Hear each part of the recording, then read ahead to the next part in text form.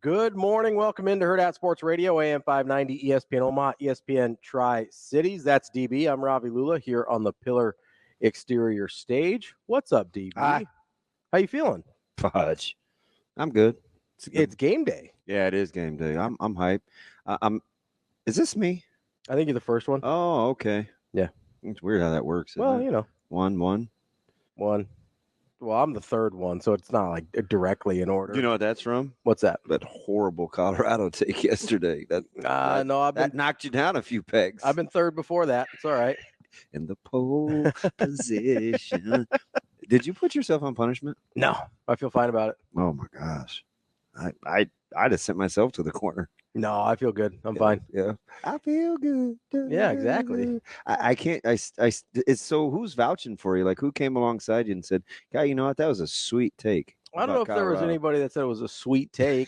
that was sweet. I did have a few people be like, "I get where you're coming from." No, they're just trying to support you. Are they in your support group? No, they were just randos on the stream. Randos, like people, like right hand to left hand, or what? Like, what do you mean? No, randos? like people I only know on the internet. Oh. Internet people, randos. Yeah, today's game day. I am. It is going to be a heck of a day. Yeah, I didn't have the heart because it's the day of, but I'm in Nebraska City. Mm-hmm. So you got quite the schedule today. Yeah, that took some pre-planning because the game is bumped up 3 hours, which makes our report time at I think we're 1:40 showtime, mm-hmm. and then that's when the players got to be ready to go for our next segment, which starts at 2:12. So, yeah, it is going to be a very quick day. We're hoping to beat the storm. My man Bill Ramby, of course, and the rest of the meteorologists keeping us up to speed. Took a little peek at old Rusty this morning just to compare and contrast. Think you're going to get it in before the storms get here? It's going to be close. Yeah. Like if they're accurate and it's 6 o'clock, 5:36, we'll be close. I mean, as long as it doesn't lightning. Like it can rain. I don't care if it rains. Yeah. But we may be if both teams run the ball, man, get that thing over. 90 minutes. Let's go. Yeah, it is going to be. So we do like the fact that there's a ton of heat, and we hope that it's muggy. And I mean, because I think we have good depth, so we're going to see. We have so many guys that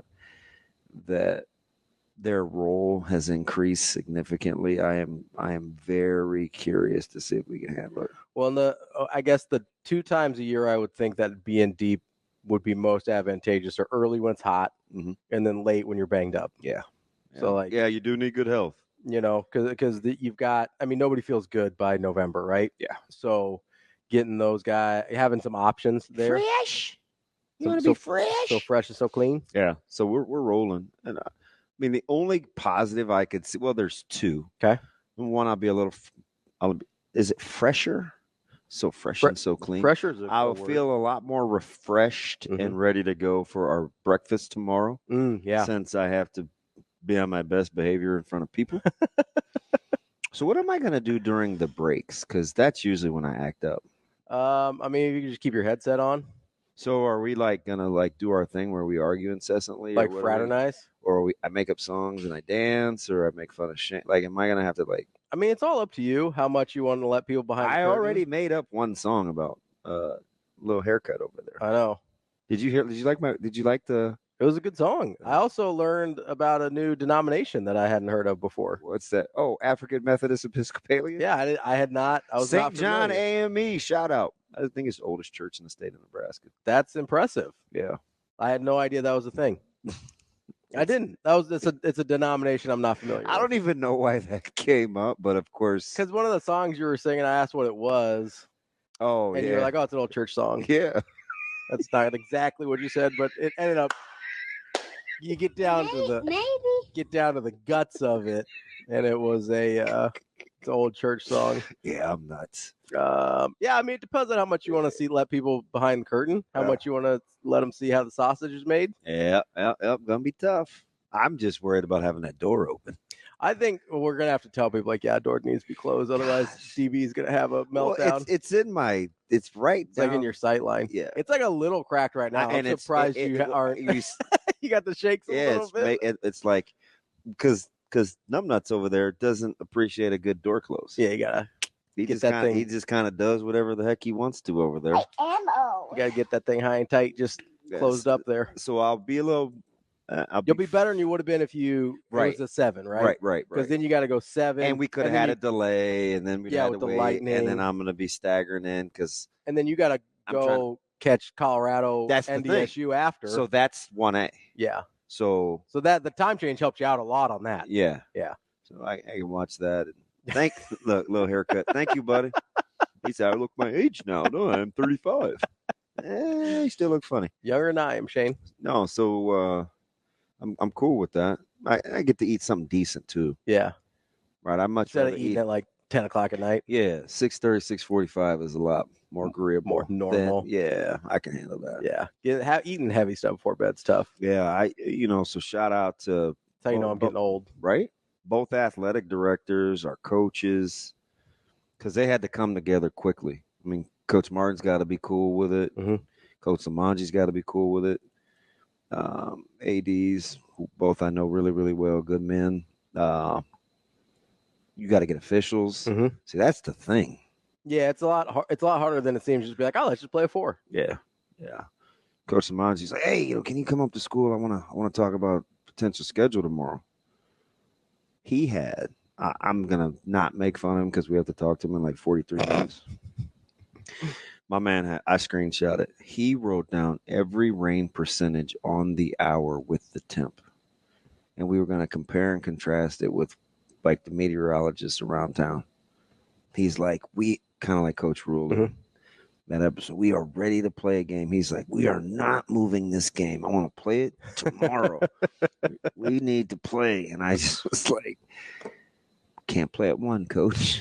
But it's only 18% chance of rain. We can get it in. I'm like, I mean, you could play at 1. I'm like, hey, TK, Kirkman, where's everybody going to park? We have students.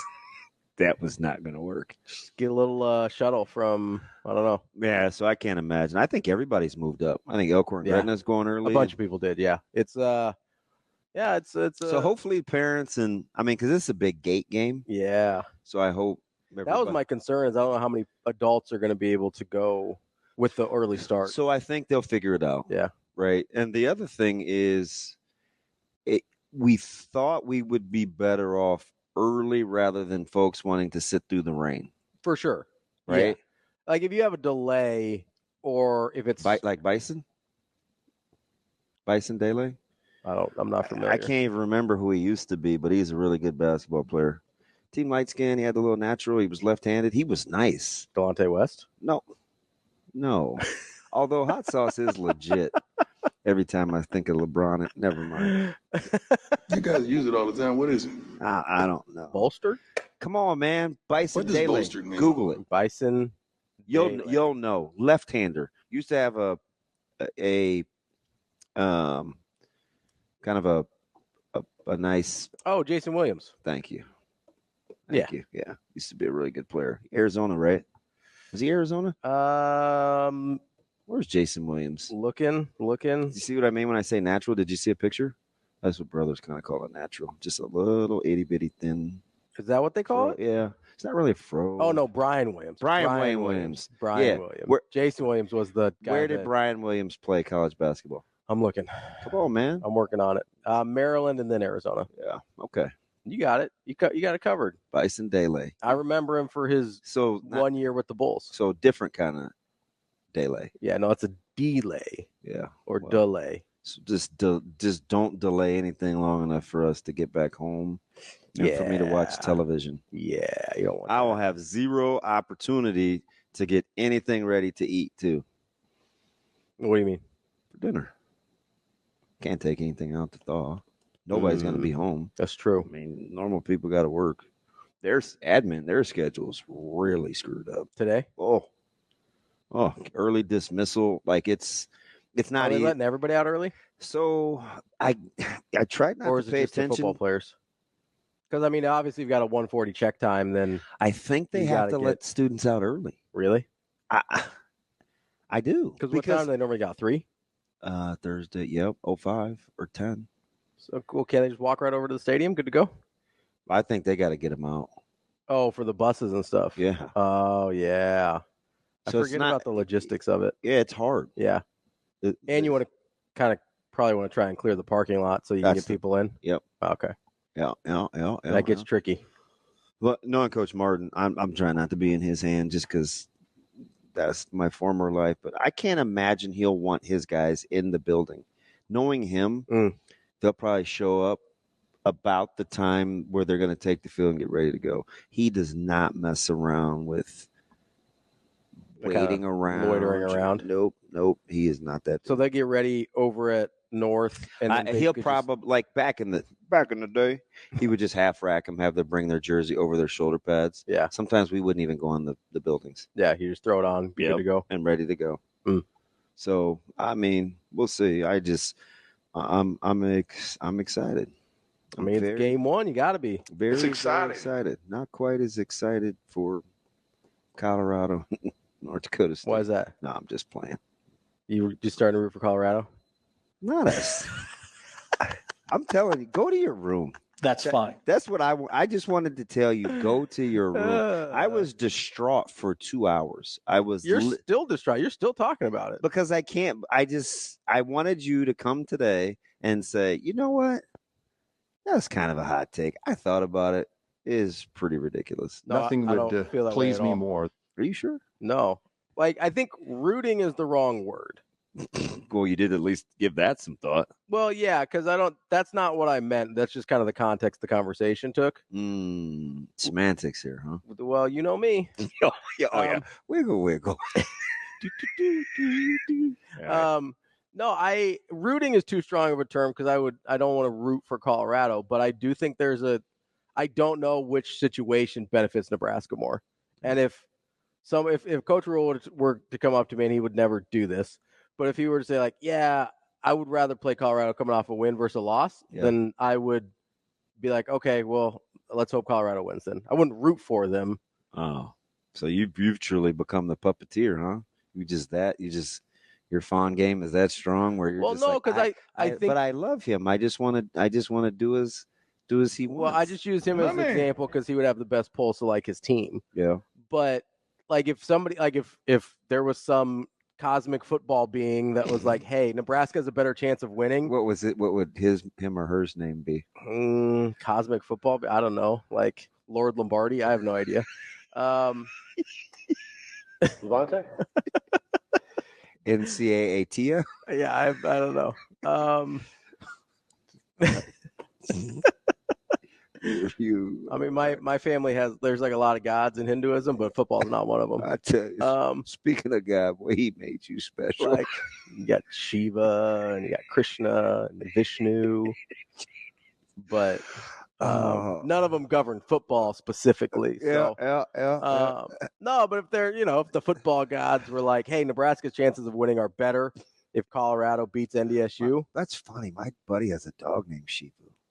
Shiva or Shivu? Pooh. Yeah, that's not the Indian one. I mean, it might be just like a misprint, but you think he typoed a name? Yeah. That happens on like birth certificates all the time. You like fat finger or something, and all of a sudden somebody's name is Shavandre. Oh shoot! Right? Right. It just happens. Yeah. I still think want them to have the pulse of Nebraska. I still think that's what happened with Anthony Hardaway. Somebody just misprinted that thing. What do you think it was supposed to be? Anthony. Yeah. Like an actual name, Anthony. Yeah. Sometimes THs and Fs there. I just thought, somebody like had a little bit of a speech impediment. What'd you name your kid? Anthony. Anthony. Okay, got it. Got it. Yeah, I think I'm just gonna go with Penny. Exactly. Grandma's like, that's a stupid name. We're gonna call you Penny. Mad at your mom. It's a dumb name. You can't ask people questions about naming their kids while they're still on the painkillers from the birth, Incredible. Because then they're like, yeah, I said Anthony. Yep, Anthony, got it. We saying Pam or Pan? No, but if the football gods are like, hey, Nebraska has a better chance of beating Colorado if Colorado wins against NDSU, then I'm like, okay, I'm in. There's no way to know that, obviously. Yeah. I just think there's a scenario in which that's true. All right. I'm gonna let you off. Like, don't act like it's crazy that that the Sanders ego could get out of control because they beat an FCS team. Like, you're telling me that's impossible.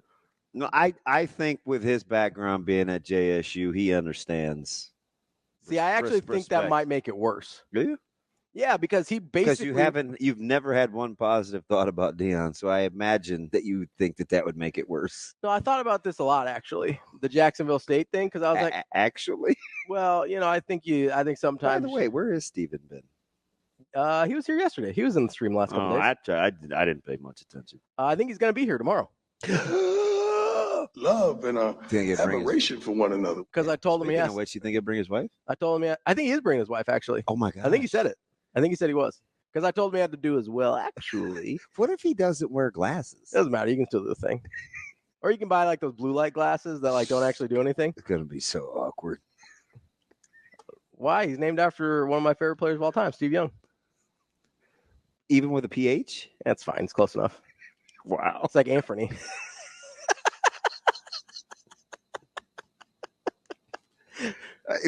Stephen. You all right? I don't even know what to do with you sometimes. To spank you or encourage you because I'm entertained. I mean, if you spank me tomorrow, it's going to be awkward for a lot of people. Like a lot of people. Maybe we stick with the hand slaps in front of company. Oh. People don't need to know how in order our house is. A lot of chaos up there. That's a story I keep in house. Yep. Hot takes. No, I thought about how at no point tonight, I'm almost going to guarantee it, unless you will you say go Buffaloes? No, I definitely won't. Yeah. Like and I said this yesterday, in the moment, I'm definitely like my heart will be rooting for NDSU.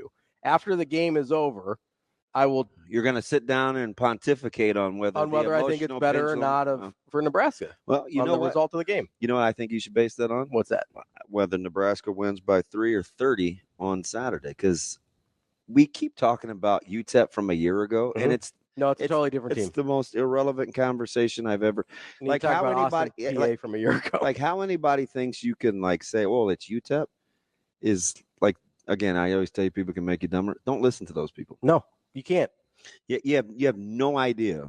Nebraska has not earned any given. How good this team is or isn't. And as a matter of fact, 27.5 seems like a lot. It's high. It seems high. Especially with only a total of 48. Yeah. No, it seems high. It really does. Doesn't that total seem low, though? I mean, it depends on – you're basically looking at it and saying, hey, Nebraska's defense is really I don't know good. if you know this, but they're playing a team that wants to snap the ball every 12 seconds. That's what they tell me. Yeah, I read that a lot. I mean, how many times have you heard them say, well, we watch a lot of Austin Peay film. Yeah, well – 4, 6, 8, 12. 4 of their dudes and potentially 5 with their quarterback were Austin Peay's leading. I know. Fill in the blank. But that's what I mean. Like with your point to looking at UTEP from last year, does you know good? Yeah. Like Nebraska's not even looking at UTEP from last year hardly, except for individuals that are still on the team. Correct. But then they're taking individuals from UTEP and trying to put them into Austin Peay's scheme kind of mentally and philosophically to see what that might look like. It's a whole other deal. Mm-hmm. There's really no good way to scout this for Nebraska. You do the best you can, but it's kind of a crapshoot for them. And this is a totally different coaching staff and in large part a different roster than UTEP had last year. There's a 27.5. I mean, I'm kind of at the point with Nebraska until I see it. And listen, I'm as optimistic about Nebraska as anybody that I don't think you can favor them by 4 touchdowns over anyone. Hey, so I should probably just look at scores. Mm-hmm.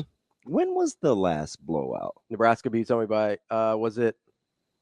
I was thinking the 56-3 Northwestern one is the one that came probably to my head. Right. Yeah, I don't know that they've beat anybody with 4 touchdowns since then. That was a tail kick, and that was the infamous post game from then head coach Patty Fitzgerald.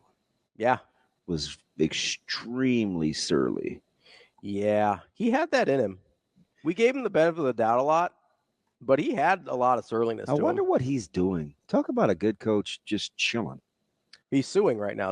He's him and Jerry Sloan just parlaying. Like he's going. That's the process. I mean, so they beat Northern Illinois by 24 last year. But that was kind of messy, though. It was. But that's. I mean, remember that's how many grumble bugs. You sound like you got marbles in your mouth. I don't even know if I could recreate that. That is, so. I mean, that's the closest one to the line so far. I'm just going back here. They beat North Dakota by 21. That was a debacle. That wasn't the prettiest. What was thing in that the score world. at half? 7? Yeah, it was 7. Yeah, something like that. It was close. That was the infamous. It's bad. Do you remember that halftime interview? Yeah. Wasn't pretty. I said, "Oh shoot, he's in trouble." Yep. Yeah. And then Do you remember that? I do. Yeah, I do. I was mortified. What's that? Because we do want coach's honesty. Yeah. But that I was like, honesty is not always the best policy. Huh. Shane, who sings that song? Oh, I think I just lost you. Something. Everyone. I know what song you're talking about. Oh. I got me. Do I got me? Yeah, I think I lost you still. It's fine. Okay. You could just hear me now. We're still going out over the air, Shane? Yeah, it's just between us. All right. I don't know. I can't ever tell. Who sings that song? I'm not sure. I got Honestly, Shane. That's I don't good. know. Oh, I see what you did there. Fordham 21 was the 52-7. Okay. I think that was the last one. Who are they? The Rams? They're the Rams. Fordham Rams, yeah. Out of New York, Yeah. I believe. Oh. And then they did tail kick Northwestern that same year. So 21, they had a couple blowouts. Long live 2021. That's the isn't that the greatest 3-9 team that we ever had? That was the story. It turned out to be pretty fictitious. Well, we don't know. Best 3-9 team of all time, 2021 Nebraska. Hang the banner. Is that not what we're doing? No. I don't even recognize what we're doing. Me neither. Coming up on the show today, we're going to talk to Paul Limongi, head coach at Omaha Westside at 7:45. 8:45, we got Brian Edwards, our Vegas insider. And at 9, Michael Bruntz from Husker 24/7. We'll be back with more Hurrdat Sports Radio coming up next. Welcome back to Hurrdat Sports Radio, AM 590, ESPN Omaha, ESPN Tri-Cities. We're live on Twitter, Facebook, YouTube. That's DB. I'm Ravi Lulla. DB. Is that me? Or I can hear you. Is that me or you? Whose button is this? You're one. Do you? No, that's nobody. That's you. Hey, I have a question. Is that louder? Do it again. Louder. That's like all the way up. Are you deaf? Hey, listen. Are you all right? I just want to know. Listen, Linda. Okay, but don't really answer the question if it's going to hurt my feelings. Okay, well, I can't make any promises. When I ask you stuff like that, are you like, come on, man, there's 4 buttons. We've done this for a while. No, I don't care. Okay, good. I really don't. See, you could have kids. No, I couldn't. Hello, friend. It's more than just the patience, which I have more for you than I do for other people. Wow, the concession. This is my concession. Well, no, the more I like got people, a host on the way. the more I like people, the more patience I have with them. Oh, the less I like people, the less I'm patient with them. Well, thanks. I gotta really be patient with this dude. At least I don't have bad takes. Yeah. Amazing Daniel's got bad takes. So what's he on this morning? Well, so he's besides PCP. It's just that Ravi is way too specific and particular with his rooting. He quotes. He's pretend quoting me. I want them to win. You know his delivery. At least 7, but no more than 8. We need to beat Colorado, but they need to win the first game. Man, just beat UTEP by any number of points. Go AD. Daniel, specifics matter. Details matter. Because I know, you and I both know. Who, me? Yes. Don't drag me into this nonsense. No, you and I both know. He said, nope, I am. Yeah, here we go. We are pot committed here, bud. We're in this together. I only have I got pocket 8s. Is this a 3-bet raise? What are Better we doing? than 2-7 offsuit. The good news, Jacoby Brissett's the starter for Patriots. I know you were wondering. Wow. It's I bet that team's morale is like sky high. Specifics matter because we both know that if they have to kick a game-winning field goal to beat UTEP, it's going to be a much different vibe than if they cover the spread. Specifics matter. They do. Yeah, I'm not going to disagree with that. But I'm not sure that's what I hear. The win total is actually a really good example for this Colorado take because in the moment, if Nebraska wins 10 games, I'm not going to be mad about it. But there is going to be a level of concern after that the fan expectation is now going to be out of control. It's the same thing. I'm going to root for Nebraska to win every single game this year. I'm not going to be like, ooh, let's drop this one. That seems better. Like, that's not what's happening. But at the end of the year. Are you talking to me or are you talking to I'm talking to everybody. A Dizzle. I'm talking to everybody. You talking to AD? Yes, because you can have two different things be true at the same time. In the moment, I can root for Nebraska to win every single game, which means they'd be 12-0, 14-0, 15-0, national champions, whatever, right? But anything between like a 10-win season and a national championship where you actually, or like a college football playoff appearance where you actually get the payoff, the expectations are going to be out of control compared to an 8-win season. An 8-win season marks good progress and reasonable expectations for the next year. I know this is going to sound like a 7-year-old, but I don't care. I do. Do you know what I mean, though? Like, no, I'm not trying to convince you. No, that's fine. And you don't have to care, but I do. I'm just saying, like, if the fans want to be irrational or unreasonable, I guess I'm cool with that. Like, it doesn't really matter to me. It matters to me only in the sense that I think the way the fans act about certain things can have a tangible impact. Do you know what I hear? I'm going to let you off the proverbial hook because this is what I think you're saying. You care so much about this football team. You want them to always be operating on their best case scenario. 100%. Both in Colorado and in the win total. That's exactly what I mean. So I just want what's best. That's what you want to say. Yes. I want what's best for Nebraska. I don't know if that means do you know what 8 wins or 10 wins or 12 wins. Do you know what wins. movie you couldn't have been in? What's that? Inside Out 2. Why? Because you are anxiety. Yeah, I know. Anxiety went through every My prescriptions tell me that. I assume it was a girl, although it was very ambiguous with the drawing. The space in between the teeth was throwing me off, but I'm pretty sure it was a she, would go through every scenario. Yeah, that's what I do. Yeah, It's not like I chose this life. It's just how I am. This life chose me. I mean, kind of. I love it. You go from nervous Nelly to like closet hood. I didn't choose this life. This life chose me. I'm built different. Speaking of not very tough, do you realize we have to wear pants today? Can you ask Coach Limongi why we have to wear black pants? I will. As soon as we talk to him in 8 minutes, I'm going to say, Coach, why you make DB wear pants all the time? And ask him why he made the choice to wear black uniforms today. Because talk about going hood. Gotta go. No. You know what you should ask him? What? Why does he want our face masks looking like North Dallas 40? They're like red face masks with black helmets. I mean, we look like a 1970s team. Yeah. Oh, that's a beautiful question. I'm picturing we break the huddle and we're like 6'2" stack monster. You going like old school longest yard? Bro, you got to see him. It's incredible. And by the way, here's my other admission. Yeah. I am wearing a Progressive Fitness t-shirt. Okay. And as I look at it with this stupid lights that Sasha always wants beaming on us, right? I might be colorblind. Yeah, those aren't the same red or the same color. I'm going to blame it on getting dressed in the dark. I knew what color the t-shirt was, though. That's a real thing, though. When you're getting dressed in the dark, sometimes you're like, trying to figure it out, trying not to wake anybody else up. Yeah, it looks kind of pink. It's lighter. It's lighter than the Westside one for sure. I thought maybe it just faded a little bit. I just wanted to get that out there since we were talking about wardrobe and attire. Yeah. Well, we'll ask Coach Limongi why you got to wear pants all the time. Yeah, because nobody asked Coach Rule why he's on the west side. No. Hot take. What's to keep you from being hot and having some? You can't get your sign stolen now. West side of the sidelines, the stadium. Yeah, that's what I was talking about. Well, I don't know. You work at Westside. It's confusing. Well, I don't know if you've heard this, but if our guys don't go to Nebraska, then apparently they're not Westside guys. Well, no, it's just because you were recruiting them to Iowa, so that was the problem. That's a lie. I think that was. You crack this thing or you get cracked.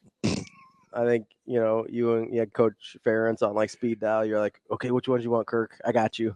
If I put anybody on speed dial over there not named LeVar Wood, it would be Coach Parker. Yeah. Yeah. But now that I have a really good relationship with Coach White, I can ask him the same thing. Yeah. Hey, and these twos when we're in goal, lad. But you're not going to recruit for Coach White, just Coach Parker. No. I see what you're trying to do. It's not. You're like Benjamin Morris. Are you trying to paint me? Is that the paint people? Benjamin Moore. Him too. Morris sounded a little more professional. Or what was the Sherwin Williams? Oh, I know about asking Sherwin. Yeah. You're not about to just paint me into some corner. I used to always. Nobody puts baby in the corner. I used to. DuPont. It's another one. It's another paint company. You just call me Kenny DuPont. They. Sounds like a Hooper's name, doesn't it? Kenny DuPont. Where's he from? Probably Virginia Beach. A lot of good hoopers in Virginia Beach. Yeah. That DMV area. You got some talent there. Him and KD. AI? Him and KD. AI was there? Mm-hmm. Good football player, AI. Good high school football player. Allegedly. I mean, he was ahead of his time. Are you going to be able to I know your fandom is at an all-time high for Coach Rule. Are you going to be able to adjust and recalibrate them being on that side of the stadium? Yeah, I'll be fine. You sure? Yeah. I mean, you can look right out of the press box and almost touch him. But hey, buddy, what are we doing? If you do, I'm so glad I'm not in there with you. I may not come out of my closet once I get to the booth. Hey, anybody seen DB? No. Ravi's over there fanboying. I mean, I've only been credentialed for the spring game so far. Yeah. But I was very professional. I just sat there, mind my own business. I had my sunglasses on because it was like real bright in my eyes, but because I was in the first row. But yeah, I was, I'll be professional. I took some sunglasses, and full disclosure, they don't belong to me. So that'll just be one more thing to put in the doghouse. But they're cool. They're blue and they're big. Jacking people natties. Yeah. Left them lying around. Snooze and lose. John, I literally specifically addressed that situation. Knock it off. Literally, specifically? Yes, literally and specifically. What did John say? He says 2024 Huskers win a natty. Ravi, I don't know. This isn't good. Fan expectation be too high. I literally addressed the natty specifically, John. And I'll address it again if you come to the breakfast tomorrow. 5 fingers to the face. Well, actually. Smack. We'll talk to Coach Paul Limongi coming up next here on Hurrdat Sports Radio. Wrapping up hour number 1 here on Hurrdat Sports Radio, AM 590, ESPN Omaha, ESPN Tri-Cities. We're live on Twitter, Facebook, YouTube, and we've been talking a lot about the breakfast tomorrow. I can't wait, and I'm glad you said it correctly. What, breakfast? Breakfast. I got a lot of breakfast guys. Those like stop. Those like Anthony guys? Yeah. Or? See. I was just. Seems like a speech impediment. Seems like a speech impediment's the only way that you could get from breakfast. I know what you wanted to see. No. Yes. No. Yeah, it was written all over your face. Anthony. Presented by EP Foundation Repair. Make sure there's still time to go to eventbrite.com, search Hurrdat Sports Radio to reserve your seats for breakfast. Also, maybe some breakfast cocktails if you're trying to get that weekend started early. Make sure you come hang out. I might with more of your hot takes. Too bad I got to work Saturday. DB and me at our live breakfast presented by EP Foundation Repair. Shane, we got Coach? Coach is here. All right, joining us Let's now go. Is head football coach of the Westside Warriors, Paul Limongi. Coach, how are you this morning? Good. How you doing? Good. Coach, you sick of me yet? How are things? We good? Yeah. Wait, you are? You and me both, Coach. Yeah. Wow. Hey, that's on you. I only do what I'm told. Hey, by the way, did you change your mind about the Black Pants yet, or is that still a thing? Black Panther, it's on. Oh, good. Yeah. Awesome. We're doing it. Awesome. Coach, DB would like me to ask you why you make him wear pants. Just have to do it. That's what we do. Coach's etiquette. Coach's etiquette, I guess. Coach, how difficult? There's a lot of things that had to happen to pull this game off, to get there to do this thing by 4, man. You embrace the kind of the challenge, or you're like, not so much? Well, it's part of the job. I mean, you just got to deal with so many different avenues during game week. I mean, weather is a big avenue that you're going to have to kind of navigate through, and we just wanted, game day to be something that was stress free. We didn't want to have to stop and restart and stop again. So we're just trying to find a location where we can get, the 48 minutes in without interruption, and just make it an easy transition and not have to worry about one thing or another. Still not foolproof, but after talking to some people that are so-called experts, that 4 o'clock was the potential of getting it in is much higher than keeping it at 7. So, you just got to be flexible with your schedule. Things like that come up all the time, and it's just part of the job. Coach, why was it so important for you to make sure this game got played today as opposed to either trying to reschedule, or is it about kind of your team being ready, or more just the practicality of rescheduling is a nightmare? It's a little bit of everything. Our whole fall camp was designed to play today. The way we schedule things, the way we practice, the way we set up everything. Our kids are ready to go. I'm sure North is the same. I mean, we just want to follow. We just want to follow schedule. I mean, we don't have school tomorrow because we have professional development. We want to try to avoid games. We don't have school. It just throws guys off their routine a little bit. So we really wanted to get it in today. It would be kind of a wasted day if we did not. There's nothing to recover from. We haven't played yet. And I really like playing that opener on a Thursday because the guys are usually ready to go. The coaches are ready. We just want to go. So it was unanimous that we're going to do whatever we can to get this game in. And I think the players are juiced and ready, and so are the coaches. And we just had to play today if we could. It's a little different, right? 2024. I love the fact that these are the kind of teams that I think you're perfect for with your personality. We were spoiled. We had the leadership and an explosive athletic leadership of Anthony Rizak, but we get a different kind of quarterback this year who is uber talented in Braylon Warren. How are you feeling about that as you've gone through some first-time talented starting quarterbacks before? Yeah, it's happened before, and I've been kind of reading Braylon's eyes the last week or so, and he really seems ready to go. Now he's going to have some jitters. He's going to make some mistakes, just like everybody will. But I think he's going to recover quickly from those mistakes.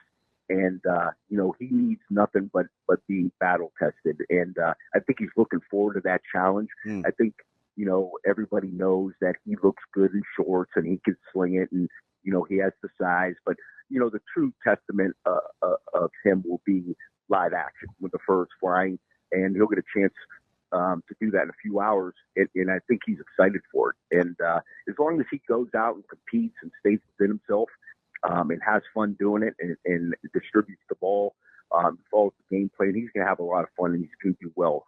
Game one is just a measuring stick of our toughness, and we'll correct the mental errors and fundamentals going into game two. But I'm real excited to see how tough our team is tonight. He's young for his age too. Surprise isn't the word, but I am pleased with his demeanor. Like his emotional maturity seems to be at a high level. Now we'll see what happens once. I mean, some guys are breathing down his neck, but all things indicate up to this point, he's a pretty cool customer. Yeah, he's focused. He's laser-like focused at practice and at meetings. He knows the importance of just staying calm, cool and collective. And I think he learned from one of the best. With Anthony and how Anthony prepared, for sure, and just kind of dealing with all the things that come with being a quarterback and being the general, and I think he's really bought into those things.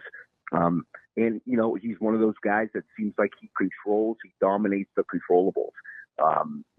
He tries to do everything right that he could, in terms of being on time, and in terms of studying, in terms of leadership, in terms of learning and distributing where he needs to go with football. So it's going to be fun to watch him tonight. Coach, what are some of the challenges in both? I know DB's talked about from a leadership standpoint, but from a football standpoint of obviously you lose both the Rizaks, you lose some guy named Caleb Benning who was pretty good also. What are some of the challenges just from a football standpoint of breaking in some new guys that are going to have to step up into spots they haven't been before? Yeah, you could prepare and practice all you want, but until, it's game time, you really don't know how guys are going to react. You try to get them in situations where they're challenged and where they're under stress. But when it comes to, game night, it's just different. And especially when you're going to deal with a little bit of heat, You're going to deal with a lot of emotion. You're going to be sweating a lot. I think just getting that first game, that battle-tested, hardcore game against a physical team, is going to be interesting for us. And I think we're ready for it, but you never could be until you do it and until you see it, until you gain confidence and get that first quarter under your belt. That's going to be a challenge for us. But I think we've done everything that we can do to get the guys ready. I think the experienced guys will be fine, but they got to come to play. And then the guys who are making their first start, hopefully they did what they were coached to do in terms of visualization and self-talk, and they just go out and play and understand that, there's going to be some adversity that hits, and you just got to, wipe yourself off and hit the next play. So, just handling the physicalness of the game and dealing with, the stressors that come with that opener is going to be, a first-time thing for some guys. But, I have good confidence that we're going to respond and play hard. Coach, we haven't even talked about this. I'm surprised. But a pro or a con, or how do you look at playing a team in an opener like North that is so, such history? They play a certain way. You kind of know what you're going to get. It's not a lot of trickeration and cutesy stuff. Like, they're going to play this thing in a phone booth and see who's tough. Is that – you like that in an opener from a game planning standpoint? I like that in every game. That's kind of what it's about. I've had some great battles with North when I was at Burke, and we played them every year for 16 years, and they were always great games, and you kind of just, it's a battle of fortitude. You just go and you kind of see who's tougher, and they kind of have, I'm sure, a pretty good feel of what we're going to do. We kind of think we know a little bit about what they're going to do, but there's some new elements there. When you play that first game, you're not quite sure because there's no film, and you just got to take what they've done in the past, and I think that'll help. But there's going to be more to it, and we got to be able to adjust on the fly and do our jobs and just be fundamentally sound and just attack what we see and know that we're going to have some mess ups, but just deal with it. And if everybody's kind of doing what they're coached, we'll recover, make them snapping again, and run another play on offense. So I'm excited about playing North, and because we haven't played them here at Westside, and it's going to be a fun game. It probably might be a quick game, let's let the fur fly and let's see what happens, man. That's Coach Paul Limongi, the head football coach at Omaha Westside. Coach, we appreciate your time. Good luck tonight, and good luck dealing with DB all the time. Thanks, Coach. Yeah, I appreciate you guys. See you later in a few hours, man. All right, buddy. That's Paul Limongi, head football coach at Omaha Westside. Coming up next. Thanks for getting me out of the whole pants thing. Well, I did my best. You're so scared of it. He seemed pretty dead set on it. Yeah. Coaching etiquette. How am I going to argue with that? Can't. See? Can't argue with etiquette. That's DB. I'm Ravi. We'll be back. More Hurrdat Sports Radio coming up next. Kicking off hour number 2 here on Hurrdat Sports Radio, AM 590, ESPN Omaha, ESPN Tri-Cities. We're live on Twitter, Facebook, YouTube. That's DB. I'm Ravi Lulla. If you're driving into work, make sure you're wearing your seatbelt and make sure it clicks. Wearing your seatbelt saves lives and prevents injuries, but only if worn properly. Make it click. This message from the NDOT Highway Safety Office. You and what's up, DB? Dylan Rayola. Buckle up, baby. That's all right. It's going to be a fun ride. The ding in that vehicle is it gets me to put my seatbelt on the alarm immediately. It's different. Mine's pretty aggressive. So's mine. Like it's because every once in a while I'll start like backing out of the driveway before the wife's buckled the seatbelt. I'm like, babe, as soon as you get in the car. that thing. It's not even for her safety. It's just I can't listen to the thing. Yeah. Also for her safety, but and it's obviously it's a loner. Mm-hmm. But whoever, I would love to see the stature of the person who was in there before you. Yeah, it was very vertical. Yeah, and extremely. Now, I'm not talking about you need like the gangster lean, but it was like I felt like my sternum Like I would be outro if the airbag ever went off. So you don't think Penny was driving the car before you? No. No, I mean, And it has like the dials. What about Anthony? I think Yeah, for sure. On the seats? Yeah. Oh, yeah. So it's not like the automatic or not like the electric? So it took quite a bit of time. You should have seen how long it took me to figure out the door handle. Really? It's curved and it's on the arm. Mm-hmm. So it has a little pull mechanism, but you can't see it because it doesn't stick out. You have to like feel for it. Yeah. You look like you're riding a motorcycle, just like. Yeah, I'm about good on you this morning. Can't wait for tomorrow. Like I told RP, I hope there's bacon involved. If there's bacon involved, You'll be all right. if we take an L tonight, there's a chance I'll be in a halfway. Better mood if there's bacon. No, it won't. It'll be better. It won't be a good. No, mood. I said better on purpose. Yeah, it'll be better. I just root for Westside just so you're in a okay mood. That's all. Yeah. Especially 'cause you got a lot of Thursday games last year or this year. We did 4. Last year we could have gotten away with it because of Friday games, but this year it's like, I need you to win some of those, bud. At least on Thursdays. Can lose all you want on Fridays. Wow. Hot take Thursday continues. Yeah, I do look forward to it actually being north because at least we don't have to dink around. Yeah. Right? Like they play in your kitchen. So Well, that's what Coach said, right? He said, hey, like we'll figure out who's tougher today and then we'll make adjustments about football next week. yeah. All right. Yeah. Yeah. Hot take. Yeah, that is a hot take. My man who says if you can't figure out how to get lined up, solve problems with aggression. Well, I actually would prefer we get lined up correctly. I mean, you can do both. Both would be nice. Fudge. It's like I like that. Solve problems with aggression. Yeah. That's nice. I'm still mad this shirt is not the right color red. Well, I mean, Nobody asked you. I was just thinking out loud, Mr. Considering outcomes all the gosh darn time. I can't help it. What did you say? You like in your former life you did what? The Along Came Polly guy. Well, Risk management? yeah, or so I was something? fraud and risk management for the last 12 years. Yeah. So, It's ingrained.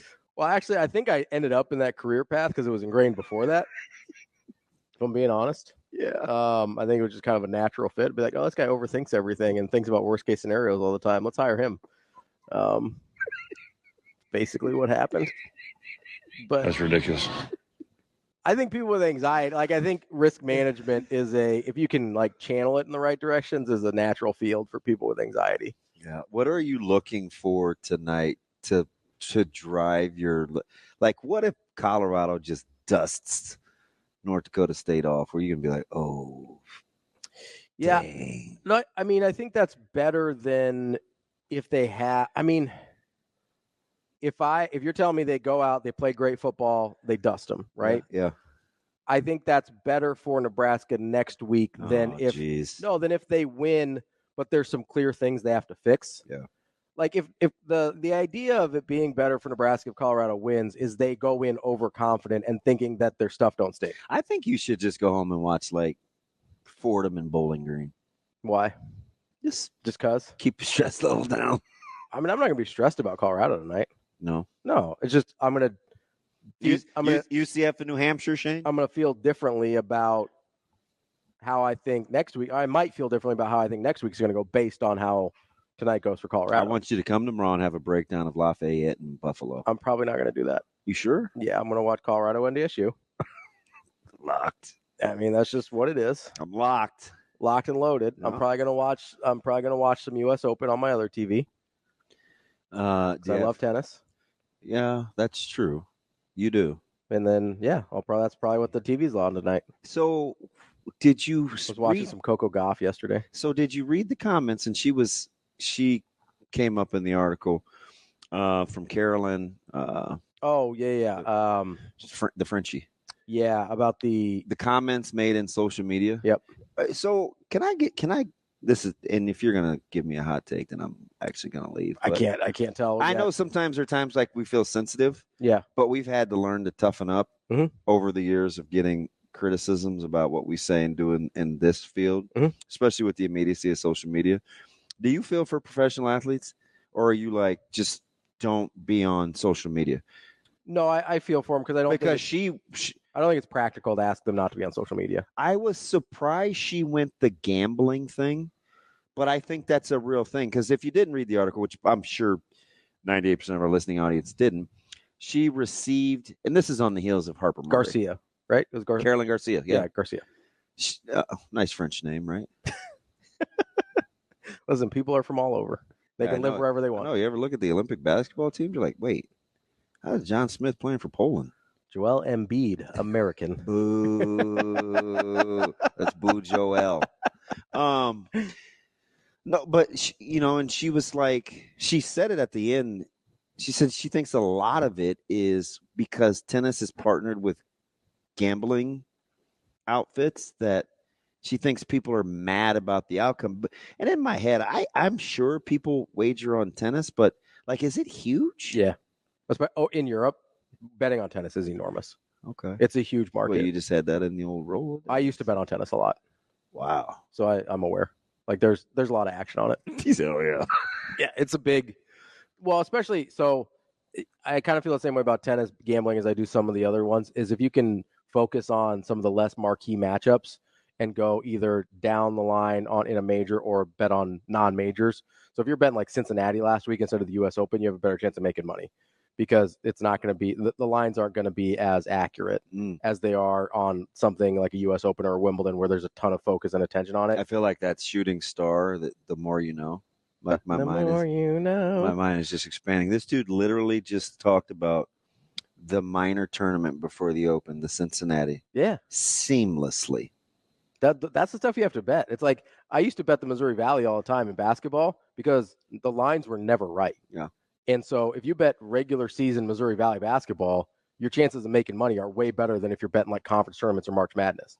That's why I don't bet. That's why I've never really bet the NFL. NFL lines are right because there's so much money on the line for the casinos.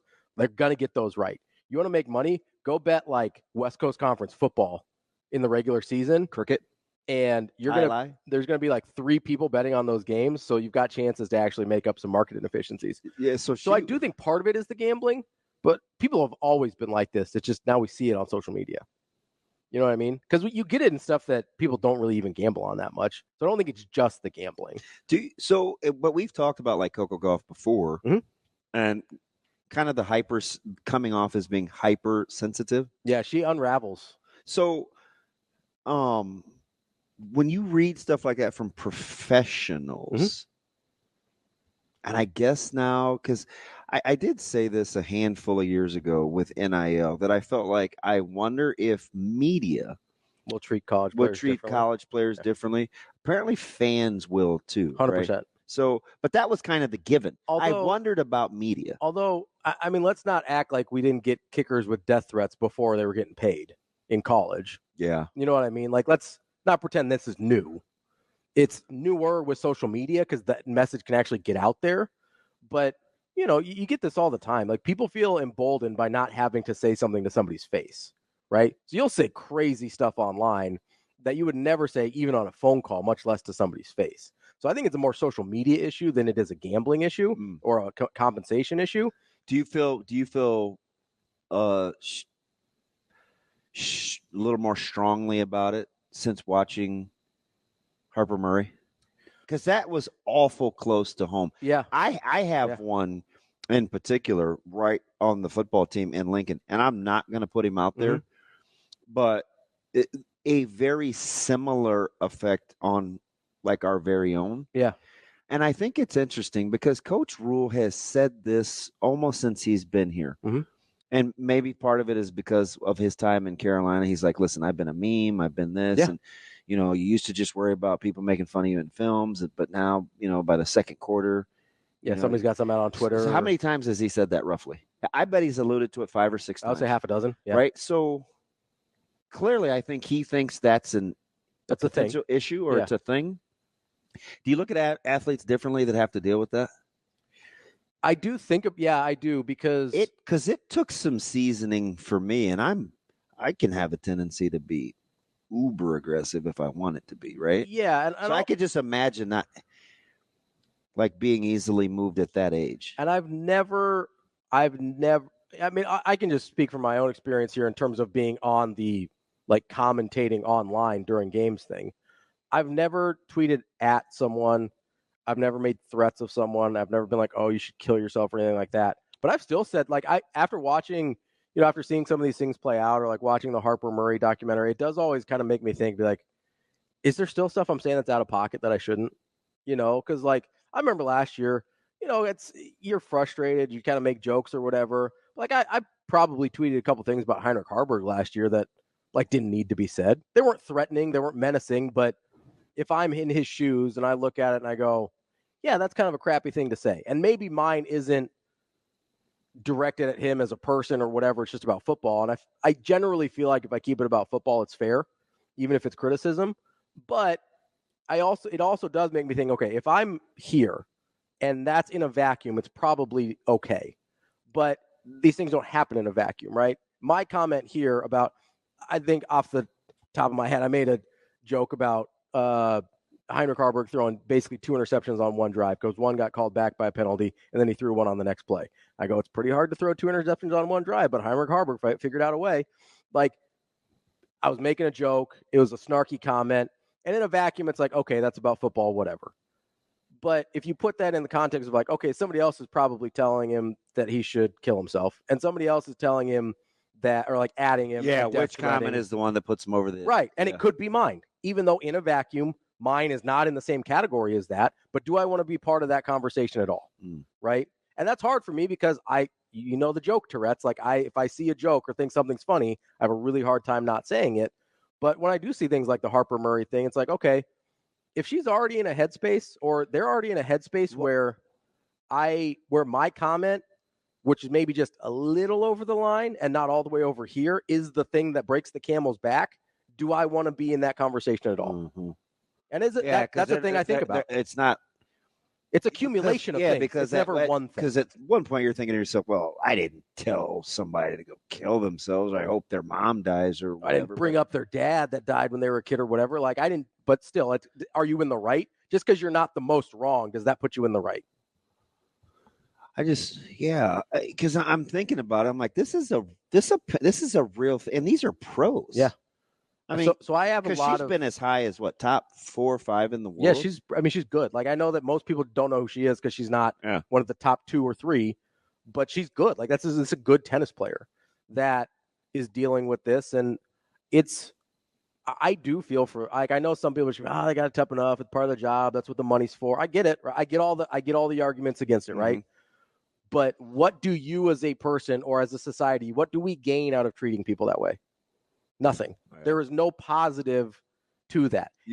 And coincidentally, I'll see a guy tonight across the sidelines that I got a ton of respect for, who was notorious on his social media account for going back and forth at fans. When he left Washington, when he left Jacksonville, I'm talking about Niles Paul. Yeah. Right? Now, remember, you'd like look at his social media accounts. It's like, wow, what are you doing? This dude, we do this with Kevin Durant. But he'll tell you, like he'll be really honest with you about the emotional impacts when that's your livelihood. And that's somebody I consider pretty tough. I mean, he talked about his mental health when he retired too, how he really struggled with things. Yep. Right? Like there's a lot. And also, I also think it's really hard because I only say that to say it's not just people we think is mentally weak. Women's sports. Yeah. Yes. Right. Yeah. That's why I brought up Heinrich as well. Like that's a guy everybody would think is tough. Yeah. That's a guy that obviously it's football. It's not tennis or whatever. Like it's a tough guy, like a man's sport, whatever. And a guy that I think we think is particularly tough within that context. Even you know who speaks to that quite a bit. Who? And we don't value it because we're like, oh man, I'm gonna consider the source. Like this guy allegedly stood over a babysitter one day and whatever. But Antonio Brown talks about it quite a bit. Yeah. And I read it again. I'm like, I wonder, because the partnering with entities that sponsor you, like that's a lot of it, right? Which the partnerships, because it generates a ton of revenue in major sports. I would say, and the major sports leagues in America are doing that now also. This is no longer isolated to Europe and European sports. Yeah, I just thought it was an interesting read because she's one of the first that came out against. Well, she just provided like screenshots too. Partnering with the entities. Yeah. Right. I just can't imagine saying to. Which that one's out of the barn. That's not coming back. Like that's like gone. the NFL saying, "Hey, you know what? We're not partnering with FanDuel." Man, FanDuel, like I can't believe the impact. Like they just would never. Nope. You wouldn't see a quarter. Like somebody wouldn't say that. Nope. Never. But I do think tennis is unique as well because it's already a really emotionally and mentally challenging sport. Like it starts there. And then when you add on these other things, and not that these other sports aren't, but we've seen the Capriottis, we've seen the Agassiz. I mean, Nick Kyrgios is a great example. Yeah. Nick Kyrgios might be the most talented tennis player I've ever seen in my life. Like he is otherworldly talented. And there is and he's admitted this, like the mental health part of it and the grind of it, like he's never going to reach his physical potential. Mm-hmm. And he kind of had to decide at some point that he's okay with that because it's not good for his mental health. I think the part that I wrestle with, and this is just being as authentic as I can, mm-hmm. I sometimes feel like people think, oh, this soft, this, that, and the other, or this is all we talk about, or what. And in my head, just because of my age, mm-hmm. right? This has been a thing for a long time. I'm glad you brought that up. You think John McEnroe's mental health was good? We just coped with it differently. Yeah. And so did they. You could go binge. You could, I mean, maybe you were aggressive in relationships. Like the outward display mm-hmm. of the stress was just different. Yes. Right? Because NFL players in the 70s could go to the bar. They'd go to a bar after a game and they just drink. They tie one on and forget about it and whatever. Or whatever. Just like people do at a job they don't like that they're stressed out about. And so, but now that people talk about it, I think we get kind of this little side eye roll. And I'm like, you guys don't understand. It's been like this forever. Has been a thing. Yeah. I mean, like talking about tennis specifically, like John McEnroe was tortured. Like can you imagine him in a social media era where people would comment about his breakdowns? I do know a guy that I cheer for. Mm-hmm. What openly talked about it, the pressures coming from IMG and what he had to deal with, the images, everything, is Andre Agassi. Mm-hmm. It's probably the number one reason why I like it. Yeah. Right? Because then he had the run post the fall. Yeah, like in the early 2000s where he came back. I'm Team Dre. Won a couple majors. Team Dre all the way. And that's, terrific autobiography, by the way, if you haven't read it, like really, really good. And gets into this kind of stuff a lot. But it's a real thing. And like just because they're professionals, that doesn't change for me how I feel about it in terms of as a society, as fans, as whatever. Like you can be critical. I get that. But it's totally fair to think of people that are being compensated differently than people that aren't being compensated, right? Like that's their job. It's their profession. Yeah. I mean, we always get into these arguments. It happens a couple times a year, right? Oh, they're booing or this and that at home. And then fans will go back and forth with each other. And then it's, I have a ticket. I have a right to do this and that. And I'm just like, man, at some point, this is going to have. Yeah, there's going to be bad consequences at some point. Because we're so volatile. Yeah. We're emotional and we're volatile. And now we have an outlet. It's like the last 7-8. We're just pretty mean-spirited. And now we have an outlet where the athletes can see it pretty easily with social media. Like there is part of it, there is part of the responsibility on the athletes and how they handle things and I understand that. But there's a big responsibility on us on just being better in how we consume sports and how we treat other people. Like just because they're professional athletes, they're still people. Like being paid, like the paycheck, and I'm guilty of this sometimes too.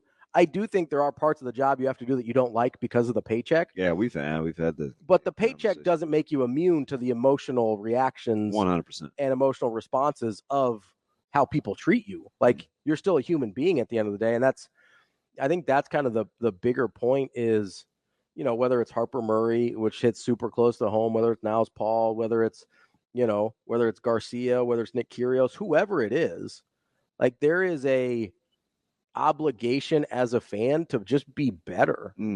Check out my man TJ. He said, and he's right too, and of course he would know because this is his baby too in high school, but he said seeps down to high school as well. Kids see it with kids see it with pros and college. They copy it and send crazy stuff to high school athletes all the time, which is weird. Yeah. But he's right. Yeah. Like and I didn't really pay attention until like it's like that close in your household. But I'm like, yeah, he's 100% right. Like it happens in high school too. Like which is horrifying on a different level because they're children, like they're actual children. Yeah. And they're not being compensated. Most of these people won't play anything in college. Like they're just out. A lot of these kids are literally just like either, hey, I wanted to do an activity with my friends, or like we forget outside of even at the high levels of like most of the kids on your team last year are just kids. Mm-hmm. Like, yeah, there's the Caleb Bennings and the Anthony Rizaks and the Teddy Rizaks and whatever, right? The guys that are going to go play high major football. But most of those are just kids, right? It's an after school activity for them. It's like you wouldn't get after the debate club like this. Like this is for most of these kids, it's just a school activity. That's an interesting analogy. And like you wouldn't do that. You're not like you don't go to the halftime show and be like, oh, the band was trash. What are you doing? Right? Like that's not a thing that happens. Matter of fact, we may hear a bad national anthem and nobody wants to say anything because they feel bad. Because they're like, oh, they're out there by themselves, whatever, and it's like, oh, they're doing their best. It's like, so's the left guard that weighs 190 pounds. He's doing his best too. He's going up against the guy that's going to play at Notre Dame next year. What do you want? Like, are you preparing me for Tyson Terry tonight? No, that's definitely a totally different thing. I said Notre Dame, not Nebraska. Coming up next, we got more Hurrdat Sports Radio here, AM 590, ESPN Omaha, ESPN Tri-Cities. We're halfway through the show here on Hurrdat Sports Radio, AM 590, ESPN Omaha, ESPN Tri-Cities. That's DB. I'm Ravi Lulla here at Hurrdat Sports Bar and Grill. And it is your last weekend to get out to Lawrence and Gardens for their garden games. It ends on Labor Day, and they've got a bunch of outdoor games. Try and enjoy. It's supposed to be nice this weekend. Try and enjoy your last few days of summer before we head into fall. Go to lawrenceandgardens.org to get your tickets. You can play badminton. You can play giant chess. Maybe you're more of a checkers guy, like to keep it simple. Whatever it is. Maybe you and Ryan could go play badminton. Like DB. Well, we're more tennis guys, I think, judging by the Twitter conversation. But either way, make sure you get out to it's cute. lawrenceandgardens.org to grab your tickets. We got a lot in common. We're both Red Sox fans too. I found that out Saturday. Over cookies? You guys were bonding over sugar cookies? No, I had a chocolate chip. It wasn't I would have preferred a sugar. I like a sugar cookie over a chocolate chip. Cute. Needed to wash down the burgers and dogs. I only had hot dogs. Yeah. Yeah, I like burgers in that context. I usually will not go burger. Like in the context of like a cookout or a barbecue or something like that. Really? I think they're easy. Do tell. I think they're easier to screw up. So okay. I just don't. Ravi here for looking gift horses in the mouth. No, I just, I'm not going to complain about it. They're just playing it safe for other people. It's fine. Yeah. But I am very specific about how I like my burgers. Go figure. I'm specific about something. Anxiety. And so that's just taste. But hot dogs are pretty hard to screw up. If you don't just burn the living daylights out of them, you're fine. As long as they're, somewhere between cooked and charred, you're fine.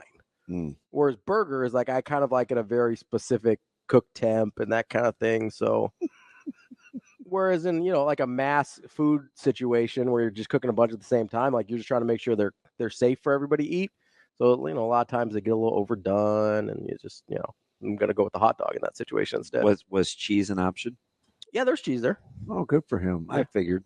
Yeah, there's cheese. There's somebody brought like a nacho, like a queso with some meat in there. So I ate some of that. I like that's safe. Yeah, and that's usually pretty good. They got like the ground beef and the queso. That's one of my go-tos. I like nachos a lot, so that's a go-to there. Hot take. That's not a hot take. Nachos are great. Yeah, they're okay. I'm not gonna get them at like a restaurant. I never eat nachos. The only time I've started to eat nachos now is because of just the way that I eat. So sometimes I'll put meat on like pork rinds. Yeah, your But I wouldn't chip call alternatives. Those, I wouldn't call that like nachos. I'm not gonna get them at a restaurant. Like if I go to a Mexican restaurant, I'm not ordering nachos. But I do enjoy kind of a nacho bar setup. So I'm in for that. Simple. Next time I have a party or something, might do a nacho bar. Hey, did you see? There's zero segue except for that's all right. Did it sound like Zach Taylor was apologizing for prematurely speaking about Jamar Chase? Yes, it did. Okay. It did seem like he was apologizing. Wow, you can't go back and get that. No, you certainly cannot. Well, or you, but maybe Jamar does play in week 1. We hope so. He may have been one of those. I mean, if you're Jamar Chase, do you even remotely say, well, I don't, just pay me somewhere between 31 and 34? Maybe. Yeah, if you're Jamar, maybe, but if you're his agent, probably not. Yeah, I think like that's the difference. I think Jamar looks at his ace, Justin, and is like, I am him. Yeah, I think you could. I think Jamar Chase probably views himself in the exact what same made vein since he said that. I don't know. Like Jamar, on track to play in week 1. Really? That feels like maybe some information was filtered down to him. Well, so the talking heads yesterday and the day before were like, well, apparently somebody in that organization has said, hey, don't worry. Yeah. We'll get it money. done. Yeah. That's what I assumed, was that it was somebody on the Cincinnati side of negotiations was like, we're going to get this done. He'll play week 1. Don't worry about it. Because Zach Taylor's probably like, hey, give me freaking Jamar Chase, please. Because they open on the 8th, right? Isn't NFL the 8th? I'm not even going to remotely. It's next week. It's next week. So that's the 8th. Yeah, the 1st is Sunday, so the 8th. Okay. Well, they have the Thursday game. Right, but they don't play Thursday. So he misses. He's not at practice. I'm just wondering how. I think obviously Jamar Chase is different than like Trent Williams.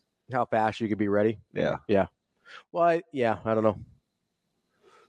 I am wondering about that with Trent Williams and Brandon Ayuk and. Well, the number one reason anything that happens with Cincinnati interests me. Well, I'm a Steelers fan. Well, yeah. And big Zach Taylor guy. And I think Cincinnati was one of my regression candidates, even though they only won 9 last year. Yeah. I don't think they'll be what people think they are this. Like, I don't think they'll challenge for the division. Yeah, I'm having a hard time because whenever we've seen a healthy Joe Burrow, they've been really good. I know. And so that's the $1 million. Believe me. That's the $1 million question, right? I don't really care what's happening with anything else with Cincinnati. If Joe Burrow is healthy, I expect them to be challenging for the division. Were you tagged on any of the Russell Wilson tweets that I got yesterday? I was tagged on one of them, yeah. So I'm out at practice, and I come back in my locker, and I was like, golly, man, like, people blowing up your phone? Who doesn't know I'm out at practice? There's a lot of Russell Wilson jokes. That's cute, you guys. It's cute. How you feel? Feel good? Yeah, the only pro to that is it's just not as low a floor. Yeah. Which is, I'm sure, why he got the job. Like, if you're Mike Tomlin, that's kind of what the Steelers do, is like, hey, let's raise the floor and then get ourselves in position and then see what happens. Like, that's kind of without, like, post Ben and even late stage Ben, that's kind of what they do, right? Raise the floor as high as possible and then see what happens. And that's what Russell Wilson gives you. Justin Fields' ceiling is definitely higher. His floor is in the basement. I go back to that Aaron Rodgers conversation. I think I told you this out loud, but maybe. You know Ben Roethlisberger's win percentage is better than Aaron Rodgers? Yeah, you did tell me that. It's for the record. He won a lot. He won a lot of games. I think he's like a 67, 68% guy. He won a lot of games. I mean, and that'll happen when you don't go 500, when you never below 500. Yeah. But there was no off years for him. Yeah, he's kind of the Ohio State of quarterbacks. Like, they just didn't have a lot. They never really had a lot of down years. Were you surprised that Nate Davis yesterday thought of the Texans as a regression candidate? No, I mean, I could see it. I don't know that I believe it will happen. They're loaded. Yeah, but I do understand what he meant for a couple things. I mean, you don't know what sophomore year or second year CJ Stroud looks like. That's always a thing. And we have seen a lot of issues with teams that load up on free agents. Gosh, I just trust DeMeco Ryans, though. I like the way he I like runs. DeMeco a lot. Me too. That's my guy. Like, that's my dude. 49ers, that's my guy. But I understand why he said it. I don't necessarily subscribe to it, but I get how he got there mentally. I'm floored the Patriots are going with Brissett. Are you really? Yeah. I mean, they're not going to win it all this year. So, I guess you bring him along slow. But why? Fudge, I don't know. Unless he's really not ready. Like, that's what would be concerning to me if I was a Patriots fan. He doesn't look like he's not ready. I don't think so either. Like, he doesn't look like one of those guys where you think if we throw him out there, we might ruin him, right? And if you're the Patriots, you're not in a position like the Steelers where you can say, hey, if we raise our floor to X, we can still make the playoffs. Patriots aren't making the playoffs. Patriots are bad. That's a bad football team. It's a bad roster. This is a full rebuild for the Patriots. I don't know if they know that, but everybody else does. And Jacoby Brissett gives you nothing in that scenario. That there's no reason to play the higher floor guy in that scenario. The only reason you would do that is if you think you're going to ruin your investment in Drake May by playing him with either a like David Carr-esque offensive line or whatever, right? That's the only reason you would not do the Drake May thing. It's funny how it's not funny for him, but he's become the poster child for bad situations, ruining quarterbacks. Yeah, because I'm not convinced he couldn't have been good somewhere else or like in a different scenario. I like him as an analyst. Yeah. A bunch of his kids have diabetes, so I root for him, you know.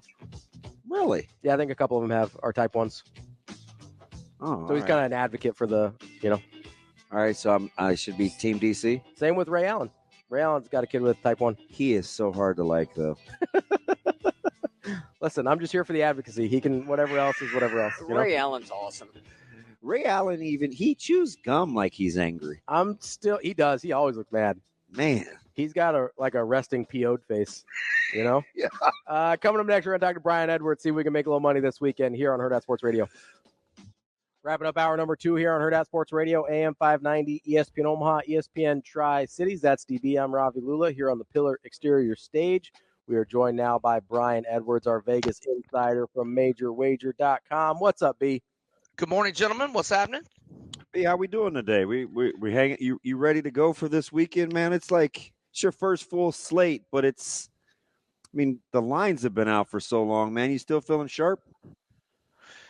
Well, I just was filling out I'm in a contest where we have to pick 25 ATS games every week, and goodness. I realized there were quite a few that I haven't given much of a look yet. You're like, wait a minute. Fordham and Bowling Green. What the heck? Yeah, right? Some of these I have. Yeah, so no, I feel less sharp after going through those 25 games right now. I filled it out, but there's 8 of them. I've got to definitely go look at some injury information and some G5, research. Oh boy, that is awesome. We love it. He's like, man, North Carolina High Point. What? He's got to figure out if Lindenwood can cover the 45 against Kansas. Now that's sick. How you just know that right off field? Listen, don't let Robbie fool you. If you need, he's telling me about the Cincinnati Open in tennis last week, man. You want any insights on to be a degenerate, man? Hit my man Ravi up. All right, true story, because you mentioned Lindenwood in Kansas. My nephew is in study hall right now, and he's been texting with me, and he's been going, do you like Lindenwood in Kansas over 59? I'm not going to tell his parents. I'm not going to tell his parents, though. But hey, I thought about it. I'm like, well, Jalen Daniels is healthy. and listen, might be the only game all year. They can run the rock too. Pencil them in for 2 bills easy, and that one in their Devin Neal. Oh yeah, Kansas offense should be great if Daniels stays healthy all year. I don't know. 59 seems high. I don't know. Anyway. I might want to look at the KU team total, but they might not have team totals in FCS games. I don't know. Yeah, I'm not sure about that one. Let's go to a little bit higher profile matchup this weekend. Clemson and Georgia. Georgia 13.5-point favorites. How are you feeling about the Dogs? Well, I will say that I expect Trevor Etienne and Smile Munden, their leading returning tackler, I'm expecting them to be out with suspensions, although Kirby has not confirmed that. And Roderick Robinson, another running back, probably RB2, is probably out with turf toe, but I still love Georgia. And I know we've talked about it a few times this summer. Okay, so they're 46-2 straight up since Florida beat them in 2020, which is irrelevant because it's a double-digit spread. But 36 of those 46 wins have been by at least 14 points. I think we have the home crowd advantage in Atlanta. I think we have the head coaching advantage. I think we have the quarterback advantage, Carson Beck to Cade Klubnik. And I think Georgia wins by 3 touchdowns, maybe 4. It's not going to be as ruthless as that beat down Oregon and Dan Lanning and Bo Nix took in the opener 2 years ago at the same venue. But I think it'll be a good whipping, and I think the national narrative from week 1 to week 2 will be what a knucklehead Dabo is for not using the portal. There's 4 FBS teams with 0 transfers. Clemson, Air Force, Army, and Navy, and military schools can't take transfers. Can't take transfers. You know, this is weird territory for Sweeney, because for a guy that was used to playing in national championship games a lot, his fall from grace could be meteoric. Yeah. You know, they weren't very good last year. He's close to almost being an afterthought, and it happened quick. And it's his own doing. I think I heard 3 years ago in this game, Clemson was favored over Georgia. And now we're talking about them being 2 touchdown dogs and that number probably not being big enough. Yep. This one's interesting. Yeah. So I like, you got LSU, USC. We'll get to them in a second. But Notre Dame, A&M, it seems like A&M would be hard to kind of cap. But, man, they seem like they're dangerous. We know about Notre Dame defensively. We're still not sure on Riley Leonard. Like, what do you think? Yeah, so and the big thing for me is Notre Dame's offensive tackle got a season-ending injury. I've heard multiple Notre Dame insiders on various podcasts say he was probably their 3rd to 4th player on the whole roster they could not afford to lose to a season-ending injury. Phil Steele's national unit rankings have A&M's D-line number 6. Notre Dame was already kind of in rebuild mode on the O-line, losing Joe Alt, first-team All-American, first-round draft pick. And when you say A&M dangerous, 0-4 in one-possession games last year, net yardage for the season plus 1180. Wow. The toxicity of the Jimbo hot seat combo and just really the bad chemistry in that locker room for not just last year. I'm thinking maybe 2 or 3 years. And Elko, I think it's a breath of fresh air. He did a great job at Duke. He knows the school. He was the DC there for a while when things were a little better. Good recruiter too. Right. And they had some bad apples in that locker room. And he turned over the roster pretty good. 28 transfers came in, 100,000 fans. Like you mentioned, do we really know Riley Leonard's ankle is 100%? I got to go with A&M laying 3 or fewer. All right, B, the marquee matchup of the weekend, LSU, USC. You like a side? You like a total there? What are you feeling about the highlight of the weekend? Yeah, so I went over 63. It's 64.5 now. Obviously, I like it better at a key number of 63. But, I still think it's over as the play. Miller Moss, his starting debut, 372 passing yards, 6 touchdowns, 42-28 win over Louisville at the Holiday Bowl.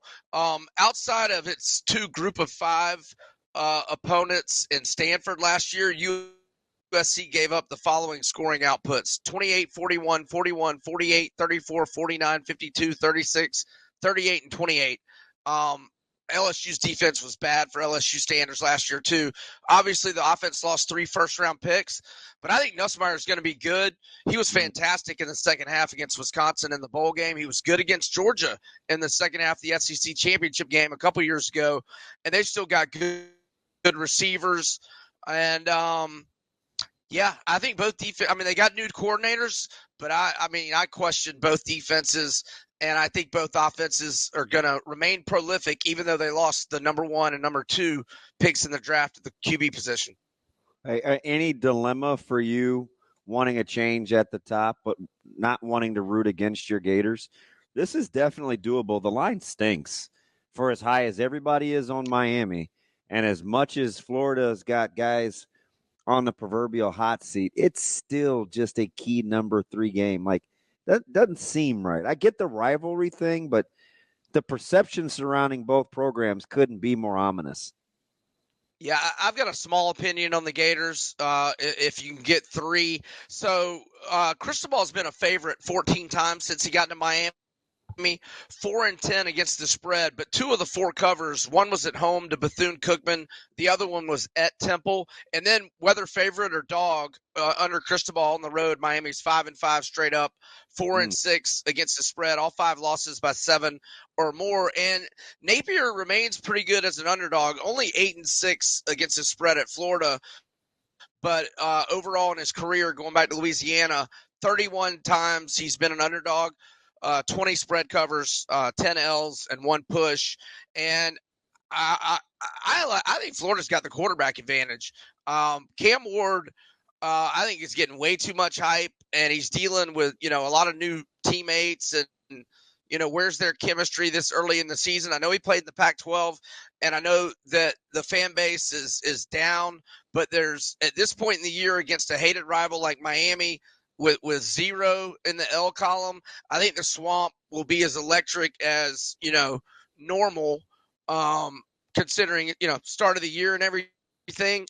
I think Florida wins outright, but again, it's a small opinion. Y'all know I'm not very bullish on what a battle of coaching savants here, huh? Like, you can't be cheering for Napier's demise, can you? Not against Miami. Okay, it's a gauntlet of a schedule, Bill. Just win Miami, and then feel free to act accordingly. Yeah, you do you the rest of the year.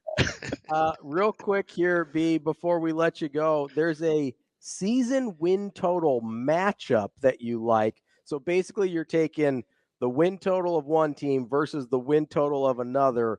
Ole Miss versus Miami. Why do you like that one? Well, I just, Cristobal is less than 500 at Miami. Kiffin is killing it. He's got his best team. He's got the Ole Miss and Missouri have the easiest schedules in the SEC. Ole Miss minus 135 in a season total matchup against Miami. And then just a reminder, season win totals I like. Ole Miss over 9.5, Missouri over 9.5 at plus money, Iowa over 8 or over 8.5 at plus money. I think they win at least 9, maybe 10. And some other ones I've got small opinions on. Texas State over 8.5. I know I like A&M this week, but their schedule's brutal. I like under 8.5 on A&M, and small opinion on under 5.5 on South Carolina. And then FanDuel's got passing yards props on Carson Beck, Jackson Dart, and Brady Cook. I like all 3 over. I think the only fear of an L there is injury. And those totals are for Dart and Cook, it's like 2,925 and then 2,950 for one of them. And Carson Beck is 3,150. And he had like 3,800 or 3,900 last year. And might play another extra game this year. If people listen to me, they could have gotten Iowa at 7.5 like a month ago. B, we appreciate you're correct on that. We appreciate your time as always. We'll talk to you next week. Thanks, fellas. Enjoy the weekend. Thanks, More Hurrdat Sports Radio coming up next. Kicking off hour number 3 here on Hurrdat Sports Radio, AM 590, ESPN Omaha, ESPN Tri-Cities, KFOR in Lincoln. That's DB. I'm Ravi Lulla here on the Pillar Exterior stage. We will be joined shortly by our friend Michael Bruntz from Husker 24/7 here in a minute, whenever he decides to join us. Just whenever. Is that my opening?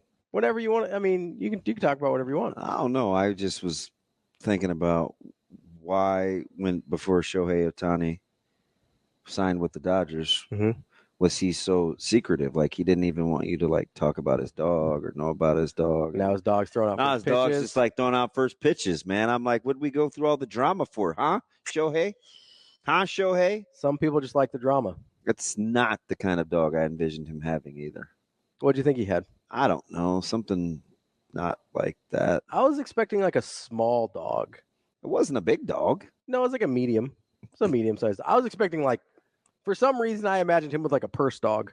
Oh, wow. And I don't know why. Guys that rake like that don't have purse dogs, Ravi. He seemed kind of peculiar. So I thought maybe he'd buck the trend a little bit. Okay. I mean, you definitely didn't see him with like a Rottweiler. No. Or like a Mastiff or Great Dane. No Canes. Thought maybe like a Shih Tzu. Speaking of guys that rake, we got Bruntz. Oh, Bruntz, sweet swinging, Michael Bruntz. Michael Bruntz, Electric 24/7. What's up, Bruntsy? Not much. How you guys doing? You talking dog?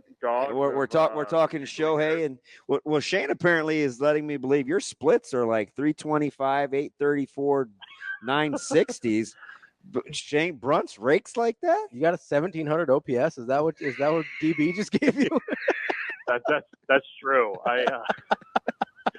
If I had a 1700 OPS, I would not be talking to you right now. So be getting tickets to see where you're playing. Bruntz, if you had to guess what type of dog Shohei Ohtani had, just by vibes, what would you have guessed?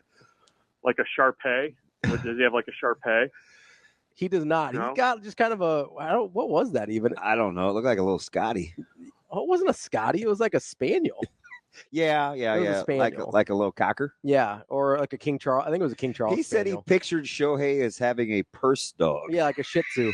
I thought he was like he carries it everywhere. Like in a backpack. Yeah. I thought maybe I could see that. See? What? So what? Why can't he be rocking like a Mastiff or something? He's not a big dog guy. I could tell. Yeah, he doesn't have big dog energy. He doesn't. Oh, that's a thing now. Big dog energy. That needs to be a T-shirt as I'm rolling around with my two Frenchies.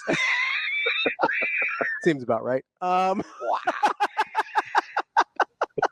You can put those in a backpack if you really wanted to. Yeah. Hey, hold on. I got to do one more Shohei thing with Bruntz here. Speaking of OPSs, okay.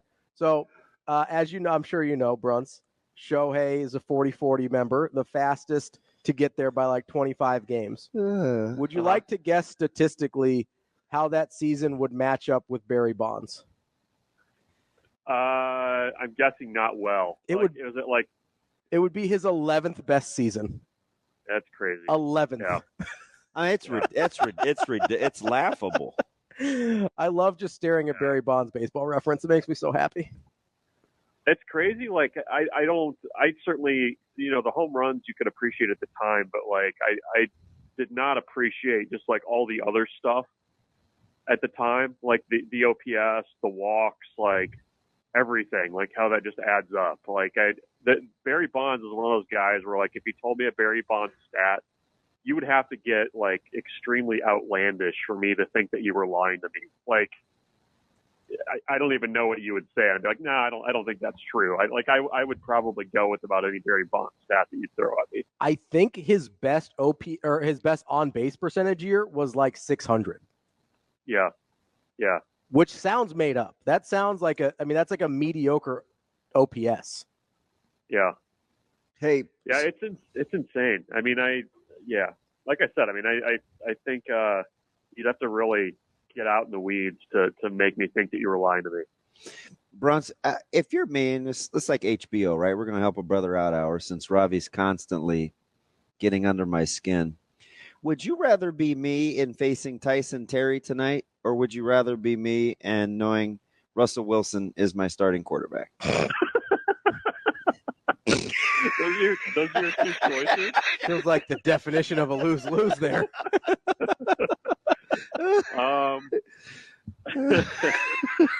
Not to bring everything back to Moneyball, but it kind of feels like the question of like, would you rather be shot in the head or shot 5 times in the chest and bleed out? Like that's what that question feels like. Man, it's just trying to be encouraged today, Bruntz. Now's your chance. I think having gone through it a couple times, I think you kind of know what you're going to get with old Russ, and I think I think you can kind of count on mediocre quarterback play there, so you know you got that. And I think you take your hand at trying to do whatever you possibly can to block Mr. Terry. And good luck on you. So maybe run the other way. That would be my suggestion. Go the other way. Well, the funny thing is we don't even run trap, so we're gonna have to block him at some point. Yeah. Is it too late to put in trap? It's too hard. It doesn't fit with our offense. I'm imagining on a grease board somewhere deep in the Westside football offices. There's on a board written, "We should maybe block him sometime." Like that. That's key number 2. That's what we're going to do tonight. We're going to maybe block him tonight. Do you guys remember the catalyst for this whole question was HBO, right? Like I don't feel like I got much help. We can only do so much with the facts, DB. Wow, couple Mustang guys. Hey, well, best wishes against Millard West for you two tomorrow night too. How about that, Russ? Are you going to watch any games? What are you going to do tonight besides Colorado and NDSU? Well, where are you guys playing? I think I'll probably be there. We have North. We are at Westside, but it's early though. They moved us to 4 at Westside. It's at Westside. Yeah, Bruntz. I know. I was planning to be there at 7. I don't know that I'm going to be there at 4, but shoot, we didn't want to be there at 4. Yeah, I didn't realize yesterday that it was supposed to rain today and lightning and stuff. So I was that was a surprise to me when teams started moving games. I was hoping you guys would keep yours at 7 and just wait it out. Hope that Butch Hug didn't roll in. See, now I feel like we're back on the Russell Wilson, Tyson Terry thing. It's to feel better, bro. Like, why would you want me there till 10:30 tonight, waiting out a thunderstorm on a school night, no less? Yeah, exactly. And I got to turn around and work with this yahoo tomorrow morning. How about that? Who, me? Yeah. No, the other guy. Yeah, Shane is a handful. So, Bruntz, let me ask you in all seriousness, as we're getting close to this game week. Fatigue maybe isn't the right word, but are you over or ready to talk about something different than the quarterback situation, or for you, it's that or bust? I mean, I'm eager to see things. I mean, I think that's kind of where I'm at. It's this. I don't know if this off season has felt a lot longer than other off seasons. I think part of that is just the anticipation of what this is actually going to look like. I'm eager.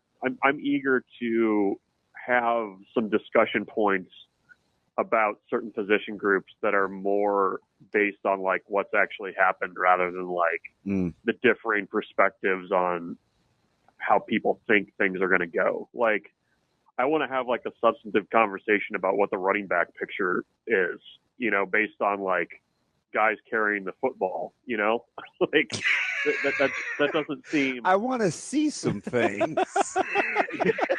Right. Like tell me all about how things are. Like show me how things are. I mean, I want to see this defensive line. I want to see if the wide receivers are what we think they can be. I mean, I think that's kind of where I'm at. I mean, it's right about like week 3 of fall camp is usually where I just kind of get tired of it. Yeah. And I know some people are like, oh, well, how do you get tired of it? I mean, the season's coming up. It's like, well, we've talked this to death. And I think that's the one thing around here that makes it tough sometimes is like, we've been talking about wide receivers every day since April. Like, like we're finally close to Christmas morning. Let's get opening the presents already. Get on with it. Bruntz, let me ask you this then. Is there something, and I know that we've had a lot of time to talk between last year, spring, and now. What is there something you don't think we've talked about enough that you're actually pretty interested in seeing? Like, is there something we've missed? Well, I mean, I think special teams is a concern until it's not. And I think that it's also one of those sections of the game that you can't really talk about a ton, right? Like, because are they going to make kicks or not? Yeah, you have you got to see some things. A guy is shanking it off the side of his foot, or he's not. A guy is able to get the heck out of the way of a ball at the 5-yard line and not catch it, or he's not. Like that piece of it, we probably haven't talked about enough for how important it's going to be. But I mean, that's just kind of the nature of special teams, I think. So, no, I mean, I think everything's been covered pretty thoroughly to this point. And somebody said something to me the other day, which kind of blew my mind, and I didn't really think about it this way. But you know, the last offensive play that Nebraska ran was the pick, the Chubba Purdy pick. Yeah. Like, just think about how much things have changed in the last 9 months, 10 months since that one play. Like, it's kind of remarkable, and I think that's kind of why I'm eager to kind of see what this is actually going to look like, because so many things are different, but. Let's see how different they actually are. Okay. So I've been asking this question. I asked it kind of to BC. I think I hit Schaaf with it. I asked Mitch Sherman yesterday. Mitch philosophically took it a little bit different, and I was cool with that. But I'll ask you, during the non-con, will you be reaffirmed that Nebraska is really good defensively, or the offense is markedly better than a year ago? That's a good question. I think it's hard. That's a beautiful question. Yeah, I think just based on that Colorado game, if Nebraska's defense has a good game and is really flying all over the place and plays well against Colorado, I'll feel better about that side of the ball, I think, and what they can be. Because El Paso's going to run a ton of plays on Saturday, or try to. I hope people don't forget they have a 1,300-yard back. Yeah, I mean, Northern Iowa doesn't. I don't think we're going to learn much at all from that game. So to me, it's about Colorado and a little bit about Texas El Paso. So if Nebraska is able to bottle up Sanders and, you know, hold down big plays and get off the field when they have to, I think I'll feel pretty good about that, because I think as much as everybody wants to kind of turn their nose up at what Colorado is, you know, he's going to be probably, you know, top 2 quarterbacks that Nebraska is going to see this year. And I think if they're able to bottle him up, I think I'll feel better about the defense being better than what they were last year and being like a potentially elite defense. Because I think even as we get into conference play, if that defense takes another step forward, the offense, there's more wiggle room there for the offense and more time for them to settle in. So I think holistically, it's probably better for everybody if the defense makes that next step early on. So I'll go that direction. I think I'll be more. I'll feel better about the defense and kind of what they can be in 2024 if they go in there and handle business against Colorado. See, that's thoughtful. I like that, because I think sometimes the easy answer would be, well, the offense was so bad last year. We're so excited about quarterback play. Well, it's got to be offense, right? But then you could make the case that it's not easy on defense too, because statistically, they were so good in so many categories last year. It would be hard to come out and replicate that. Yeah. But you look at who's on that side of the ball after the 12 black shirts, and you're like, well, how can they not be at least pretty good? Like, I think it's a tough question, or tough answer, I should say. Yeah, it is. And I think too, you know, they were so good statistically in a number of categories, but there's also like some very key areas where they need to be better this year. Yeah. the turnovers and third down defense. Like if they're better in those two categories, like I think they're going to be really hard to run against. I think they're going to be able to really muck things up front for a lot of people on that schedule. And if they can get better in those other areas, I mean, that's where you go to be like a top 10 defense. And, I continue to think offensively, Nebraska doesn't need to be like a top 25 offense. You'd love that. You'd certainly take it if you were offered it today. But if you get to like 65 or 70 from where they were last year and you don't turn the ball over, I mean, I think that's a pretty good recipe for winning ball games. I was surprised that the total for the game on Saturday is only 48.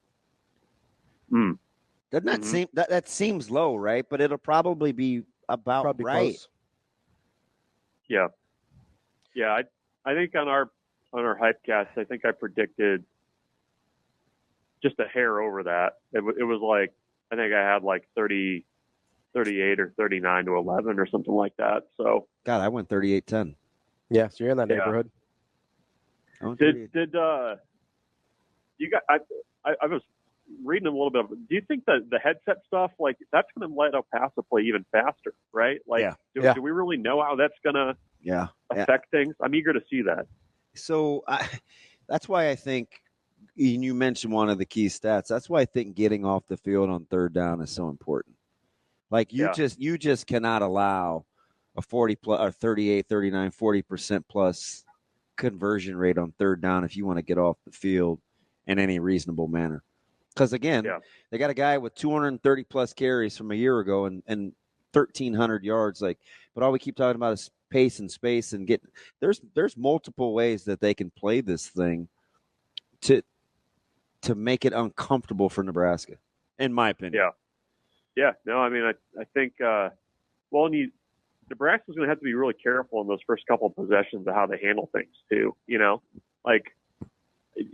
going to have to be able to kind of roll with whatever they're showing you that maybe you hadn't seen when you were, watching all these various programs on film and things like that. I mean, I'll be eager to see how they kind of settle in that first quarter and how quickly they can, because I think that can be a challenge, I think, whenever you're playing a team that's, new head coach, new system, first game. I mean, there's a lot of reasons why, it could be a little bit frazzling in that first quarter.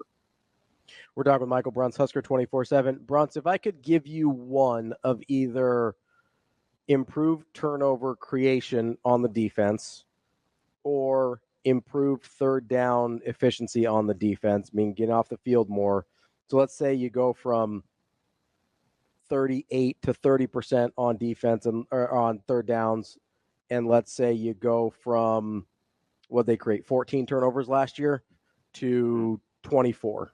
Which one of those would you prefer? Oh, I think I'd probably take the extra turnovers. I mean, even the percentage that you named there, that percentage, you can win with that percentage, especially if there's turnovers involved. Because I mean, you kick it up another, what do you say, 10 more turnovers? Yeah. So basically 2 a game. I mean, I would take that. I take that. I'm getting off the field, more frequently. I think I take the turnovers and go with that. I think that's that's a good number to get to, I think, for them.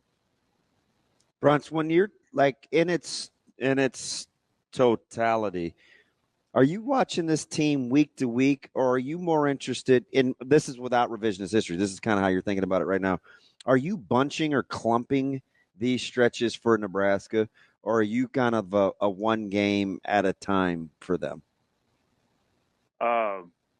You mean like on the schedule, these 3 games? Yeah, the evaluation purposes. Are you like, well, I'll wait till after blank, or can't wait for this? Like, how are you kind of looking at it in your head? I think the non-conference is I kind of clump it that way in my mind. Week to week certainly, but I think by the end of non-conference play, you'll have a lot more clarity about what that running back picture looks like. I think you'll have seen some things. You'll have seen some things.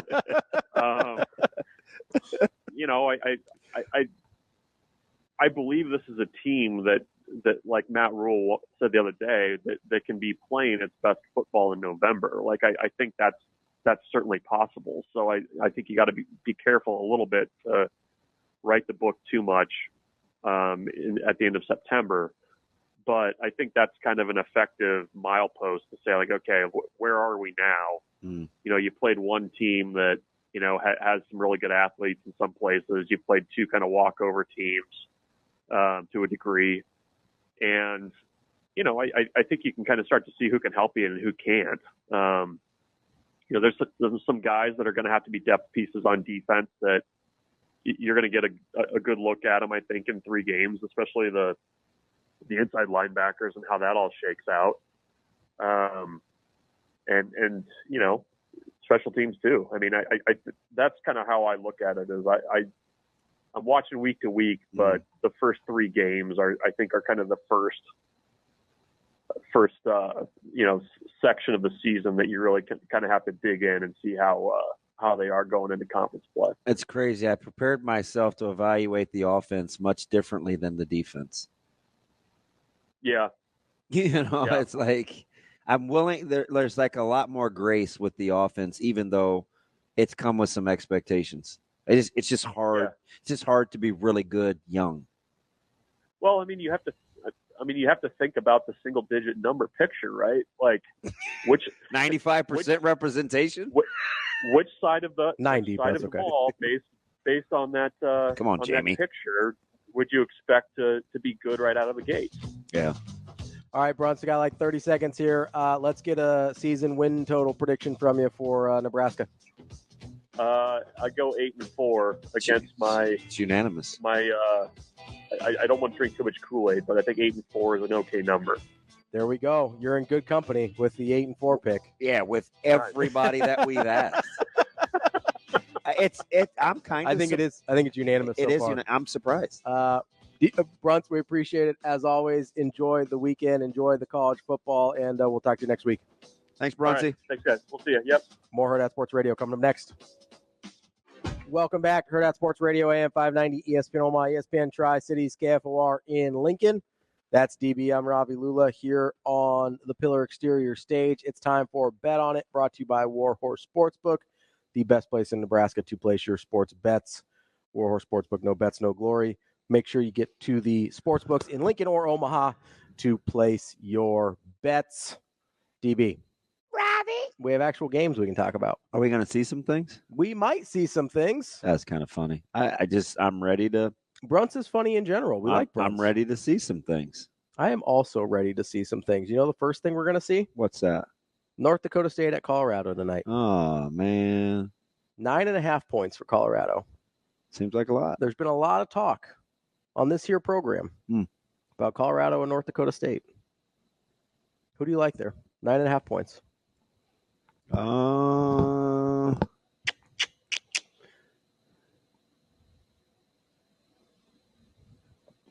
It's a tough one. Yeah.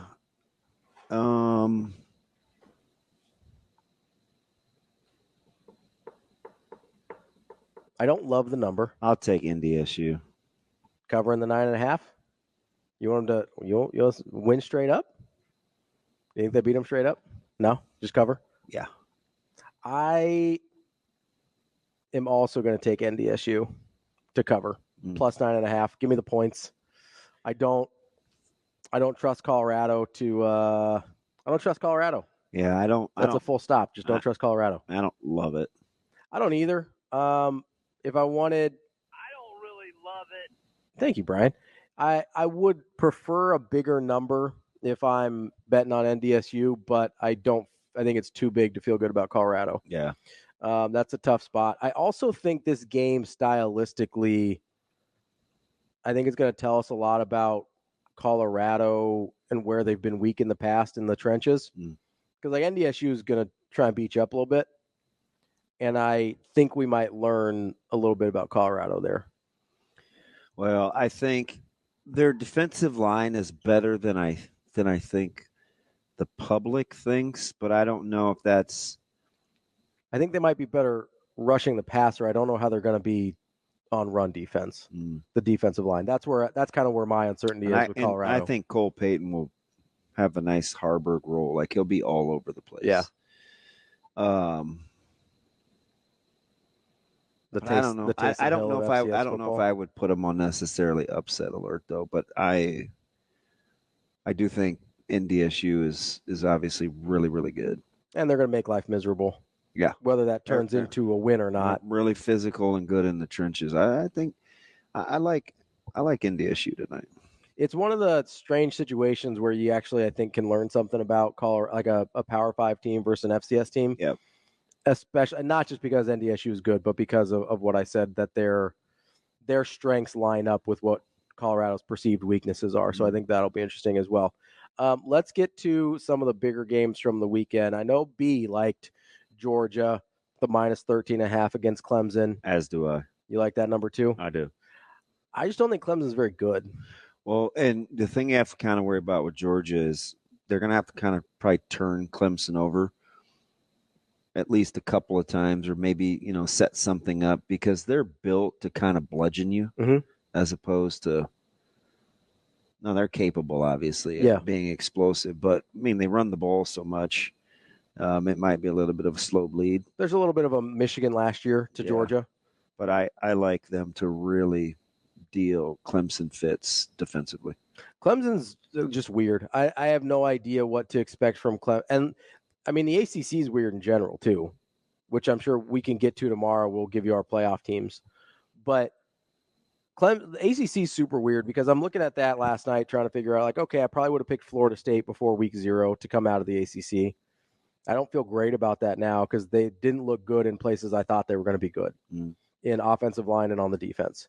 So is that fixable? I don't know. That's a concern for me. Clemson, I don't trust as far as I can throw them. I just don't think they're very good.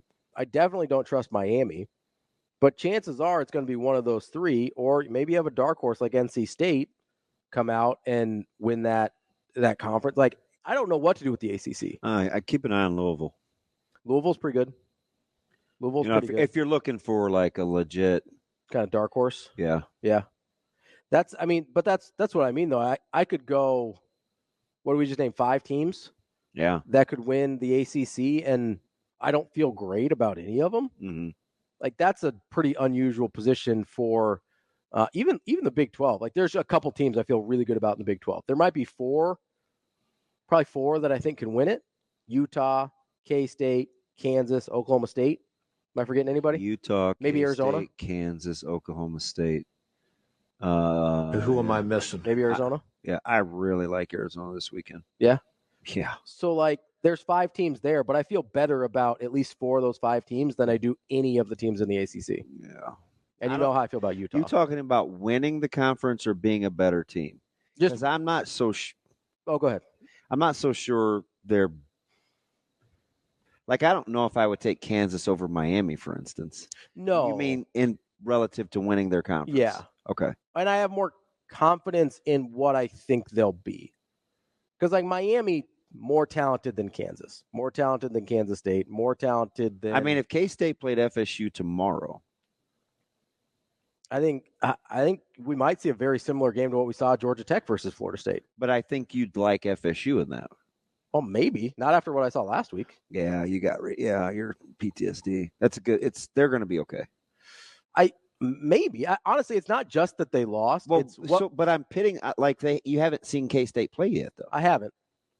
Right, so that's. But I have more confidence. That's the PT. That's because you've seen FSU. Yeah, I mean, we're working from different information sets here, right? Right. But I have more faith in, compared to like a Miami, less than an FSU. But like, I have more faith in what Kleiman's going to do at Kansas State than what I do Cristobal is going to do at Miami. Mm. You know what I mean? Yeah. I feel like they're going to be okay, where Miami is a total crapshoot to me. I have no idea what's going to happen there, because that's kind of what Miami is. There's a consistency in the Big 12 programs that I feel better about with a Kansas State. Like, I feel like I know what I'm going to get from a Leipold team. Yeah. You know what I think a lot of it has to do with? What's that? At least this is what I hear. Conference affiliation. you're more familiar with what you're getting in the Big 12 relative to what you're going to get out of the ACC. I don't know if I'm more familiar. Like, I watch a lot of ACC because of Florida State. No, I'm talking about in terms of expectations, the usual suspects. Sure. Yeah, I've seen it more recently out because you wouldn't just suggest Okie State except for, this is pretty much what Okie State does. Yeah, the Gundy factor. Yeah, in the Big 12. I trust that Gundy's going to figure out how to get that team to 9 wins, and then maybe if they're a little bit better than that, maybe they get to 10. They have it. They have a game. They have a game for me where there's 2 teams that if they play a certain way, I'm going to drastically change my expectations. Which 2? Okie State is one, and Penn State and West Virginia is the other. If Penn State lays the wood to West Virginia, because you think West Virginia is pretty good, yeah. So if they go out and beat their heads in, then you feel really good about Penn that will State. definitely get my attention. So what does it change for Oklahoma State against SDSU? Because I think I I want to know how Okie State's defensive line, because quietly they've been a good defensive team in that conference relative to the conference the last handful of years. So if they can handle SDSU's O and D line convincingly, I would be impressed, because schematically, you watch SDSU run the ball, they do a lot of different things up front, and they play big boy football on that D line. Yeah, they get after it. Yeah. Like that doesn't look like an FCS line. But it's a big number. Like it's like 17? No, it's like 9.5. Oh, I thought it was more than that. 17. There's no way. They may, if they win by 17, that'll be something. I think it's. Oklahoma's ranked 17. It's 9.5. It's the same as Colorado and DSU. So there's like those 3 games, like PSU, West Virginia, like all those games are like 8.5, 9.5, 8.5, 9.5. Yeah, I think that's Oklahoma State's interesting, and you're right. I am giving them the benefit of the doubt because of Gundy, and that's just what they seem to figure out how to do. I think you hold Leipold in Kansas relative to that conference in higher regard than you do, like, let's say, Sweeney in the ACC. It's Sweeney and Cristobal for sure. Yeah. Right. Yeah. So I think I think that's some of what, and that's fair though, right? Yeah. It's not an indictment. It's just, no, that's what I'm doing though. You guys always pull the rug out from under me. I trust Kleiman, Leipold, Gundy more than I trust Cristobal and Sweeney at this point. That's what I hear. I think that's totally fair. Yeah. But those 2 conferences are going to be super tricky in terms of figuring out who we think represents them, because there's a lot of options. You know who I think the points are a gift and they went outright? Who? USC. Ooh, yeah. You're not sold on Nussmeier? Nope. And you're not sold on the defense being better? At no point did I look at Nussmeier and be like, oh, man. That's that guy. Now, he may prove me wrong, but I haven't seen it yet. More confidence in Miller Moss? Lincoln Riley. Fair enough. That's Bet On It, brought to you by Warhorse Sportsbook. Make sure you get out to Warhorse Sportsbook. No bets, no glory. Wrapping up the show here on Hurrdat Sports Radio, AM 590, ESPN Omaha, ESPN Tri-Cities, KFOR, and Lincoln. That's DB. I'm Ravi Lulla here at Hurrdat Sports Bar and Grill, where, again, you can join us tomorrow morning for a little breakfast. Breakfast. A little breakfast, a little sports talk show. What do you think we're serving? Do we know? Somebody knows. Aren't you like I've got a list business director or something? Like, don't you have a big title? Not of the restaurant. Well, I mean, you're in the know. I don't do restaurant stuff very often. There's going to be some different options. I heard a rumor there might be some biscuits and gravy on the table. Okay. I think there's going to be a breakfast burrito, if I recall. Burrito. Ooh, me likey. You a burrito guy? I like a breakfast burrito. Where's that rank on your choices? I do really like biscuits and gravy. Biscuits and gravy is pretty high for me. Yeah. Yeah, I think there's going to be some different options. You got some scramble. If I took my family to breakfast, I know what's going to happen. I do really like. There's going to be an order of pancakes. There's going to be a chicken fried steak, and chicken fried steak is Micah. Yep. No. It's Caleb. Oh, okay. Caleb's in college. He's not going with you anymore. Oh, okay. Yeah, we'll just stay current. Well, then it gets easy. Let's go, baby. Who's the skillet guy? That's gonna be Micah. Yeah. Who's the burrito person? That's gonna be Jay. Yeah, because she's Hispanic. I know that was some snarky comment about me, but yeah, whatever. Exactly. No, it's because At 100%, that's what I would say. At Caleb's graduation thing, she was talking about how people always think she's Hispanic. Yeah. It's funny. Yeah. That's all. Yeah. And she does. It is like a Mexican Santa Fe type It's like block thing. It's like a thing that That's people, what she would put in Yeah. there. That's And all right. then, and what would I eat? Just bacon. Mm-hmm. And Just eggs. all the breakfast meat. That's what I had last night for dinner. 2 sausage patties, 6 strips, and 3 eggs with Greek yogurt. Yeah, I don't know. There could be bacon involved. I don't know. We might have to make sure that they set some food aside for us to make sure that we actually get something. Yeah, because I don't eat while I'm working, and Yeah. and I don't have to like technically work. Yeah. After tomorrow, so I'll Right, you don't have a probably game. I'll probably eat something because I won't eat a thing. We need to make before sure we play they today. hold something aside for us. I need to go see my guy at Elite Nutrition. Too, Yeah? by the way. Yeah, I got to get my. You need a little pick me up. Well, and he's really good at letting me know, like, this bar is more for a meal, this bar is more for this. Like a snack, a little fuel. Yep. And he does like these little sample packs of pick me ups for me. So I just let him kind of mix and match and do his thing. Sasha says she'll get us a plate to make sure we A plate? get all set up. Oh, yeah. She's such a babysitter. I mean, with I feel us like two, we you should kind of gr- got to I be. feel like we should be a little more all growed up. I'm still laughing at Bruntz with I want to see some I want to things. see some things. Like My favorite was he goes, I want to see what the running backs, after they actually carry a football. So can you imagine? Because immediately, this is what happens in the offseason to game 1. I think that's why JB was so excited about like this week because of the optimism. Because you haven't seen a thing. Yeah, you got nothing bad to say. You just want to know, okay, I saw this in, chasing 100 or 3. I heard this and this. So that's what everybody's going to be doing real time. Is they're going to be checking what they see with their eyes versus what they've heard all offseason. Yeah. Or what they saw in the spring. How soon when you were watching FSU were you like, you were either like, this is a lie or, man, that damn DB, he's pretty smart. I was immediately concerned about the defensive line. With the Immediately. response drive after being up 8-0? Yeah. I was immediately concerned. I wasn't concerned about the offense until a little bit later because they started off running the ball so well. I was like, okay, they'll go back to that. It'll be fine.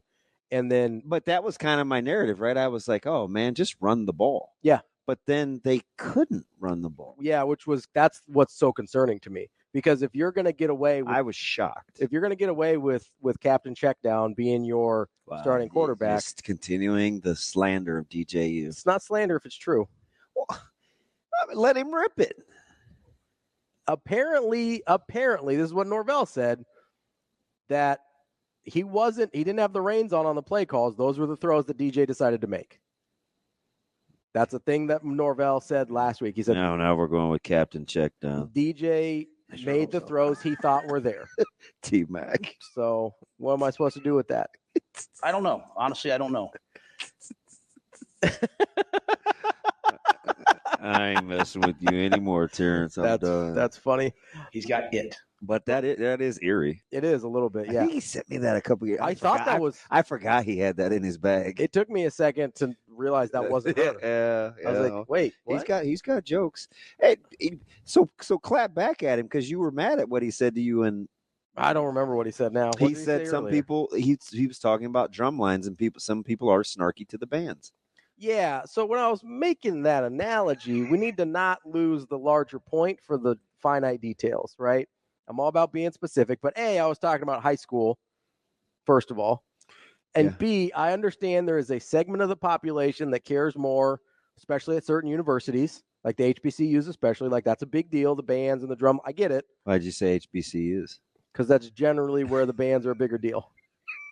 It's not because T-Mac's ethnicity? No. If you want to talk about bands, like, I saw the Nick Cannon movie. Like, I'm... Oh... You know? I don't know. There's one out west, Huskies band. I mean, people could Stanford. No, they get out on the field. You got to watch out for them. They interfere with games. The band is out on the field. Got to be careful there. T-Mac's gonna get you. With what? What's he get? His words. I mean, am I wrong that typically if you're going to find a place where they care more about the band than the football, it's going to be an HBCU? So my man, and by the way, to reset, we were talking about the vitriol that's reserved that athletes get. Yeah. With performances, and we got to talk about high school. You gave an analogy that a lot of people don't get after, like bands, and I use national anthem singers. Because I was in that specific context, I was talking about how, especially with high school kids, because I find it particularly out of line with high school, is for a lot of kids, sports are just an activity. Yeah, my man TJ, right? He screenshot me some things that they're saying about kids. Yeah, that's wild. And you know the funny thing? This is 8/27/24. Like, this is recent. Yeah, that's literally 2 days ago. Huh. You know? But my point is, for a lot of these kids, whether it's, you know, whether it's football, basketball, whatever, in high school especially, it's just an after-school activity. Like, it's not their future. It's not this thing that's like, yeah, I'm sure they work hard still. I'm sure the guys that you have on your team that are just high school football players still work really hard. Yeah. But for them, Nick England, it's an after-school activity. It's an extracurricular. It is not their future. It is not their life. It is not something that they're investing in the same way that you do when you're going to go play Division I football or you have dreams of playing the NFL or whatever. Like, it is important to them. They work hard, but it's an after-school activity. It's an extracurricular. And so that was my point with the band specifically, is we have vitriol for these kids because they're playing a sport that we don't have for the debate team or the band or whatever else, or even like the swim team, right? Even other sports we don't talk about in the same way. It's like, Jenny, the decathlete, really didn't perform this week. Like, we think we should get after her, tell her she should go kill herself. Like, no, that's not a thing that happens. Can you believe Elsa with that debate? Oh, that's what I mean. Like, no, what a terrible argument you made. I understand. You know, like, this is we need to have a better perspective about what this is, especially, like, I get it gets a little more complicated when you get into college and the NFL and what are the pros when people are making money, and it is a bigger part of their lives and personality. But, like, if you're talking smack to high school kids, like, go to counseling. I don't know what to tell you. Like, go get therapy. I don't have another way to put it. It's a you problem. Go get help. Because Inside Out 2 was about somebody that was in high school. There's not a single good reason to get after a high school kid like that. Not a single good one. And there's a lot of bad ones, and they all start with you probably needing to go get some therapy. Like, that's just want to see some things. That's different. Talking about college. I got you. I want to see some things. I want to see people actually carry a football. I mean, at what point will Dowdell get a carry? I want to see some things. I don't know. On my NCAA football game, Dowdell was pretty good. So is he? Yeah. What's his overall? I don't remember what his rating is, but he's trucking people. Is he? What does that mean? Yeah. He's a little bit slow on the acceleration, but once he hits top speed, pretty good. Yeah. But he'll run some people over. That's kind of like real life. That's realistic. I think so. Yes, indeed. They did a pretty good job with it. He got after it, though. Yeah, it's some big games for me. Who gets the first carry? Right. Who gets the first carry? There's got to be some props out there on that. Who gets the first carry? Is it even a running back? Dylan Raiola, jet sweep, Ja'Cory Barney, Jalen Lloyd. I was thinking Jalen Lloyd on a jet sweep. Little shovel pass to Tomas Fedoni. Shovel pass is a pass, not a carry. DB. Oh, that's right. How about a hand sweep? Just like the little handoff. Yeah. No, you got to be smart. So you pitch that thing ahead a little bit, so you get the passing yards for that. I'm telling you. I hope it's just a hard, heavy run fake out of some crazy 12 or 13 personnel and just get vertical off the bat for like 60. Give me like 2x2 tight. Give me an action from a tight end in motion. Give me a play action. Let Borkature just hit down the hash. Give me a Raiola boot and hit that thing down the seam. The place will go bananas. Oh, people will lose their minds. The headset minds. Communication will be like, I'm sorry, I can't hear you. He's gonna be it's gonna be like Lane Kiffin. Throw that play sheet up in the air, off to the races, baby. Buckle up. It's gonna be fun. That's CB. I'm Ravi Lulla. We'll see you tomorrow morning here for the live show.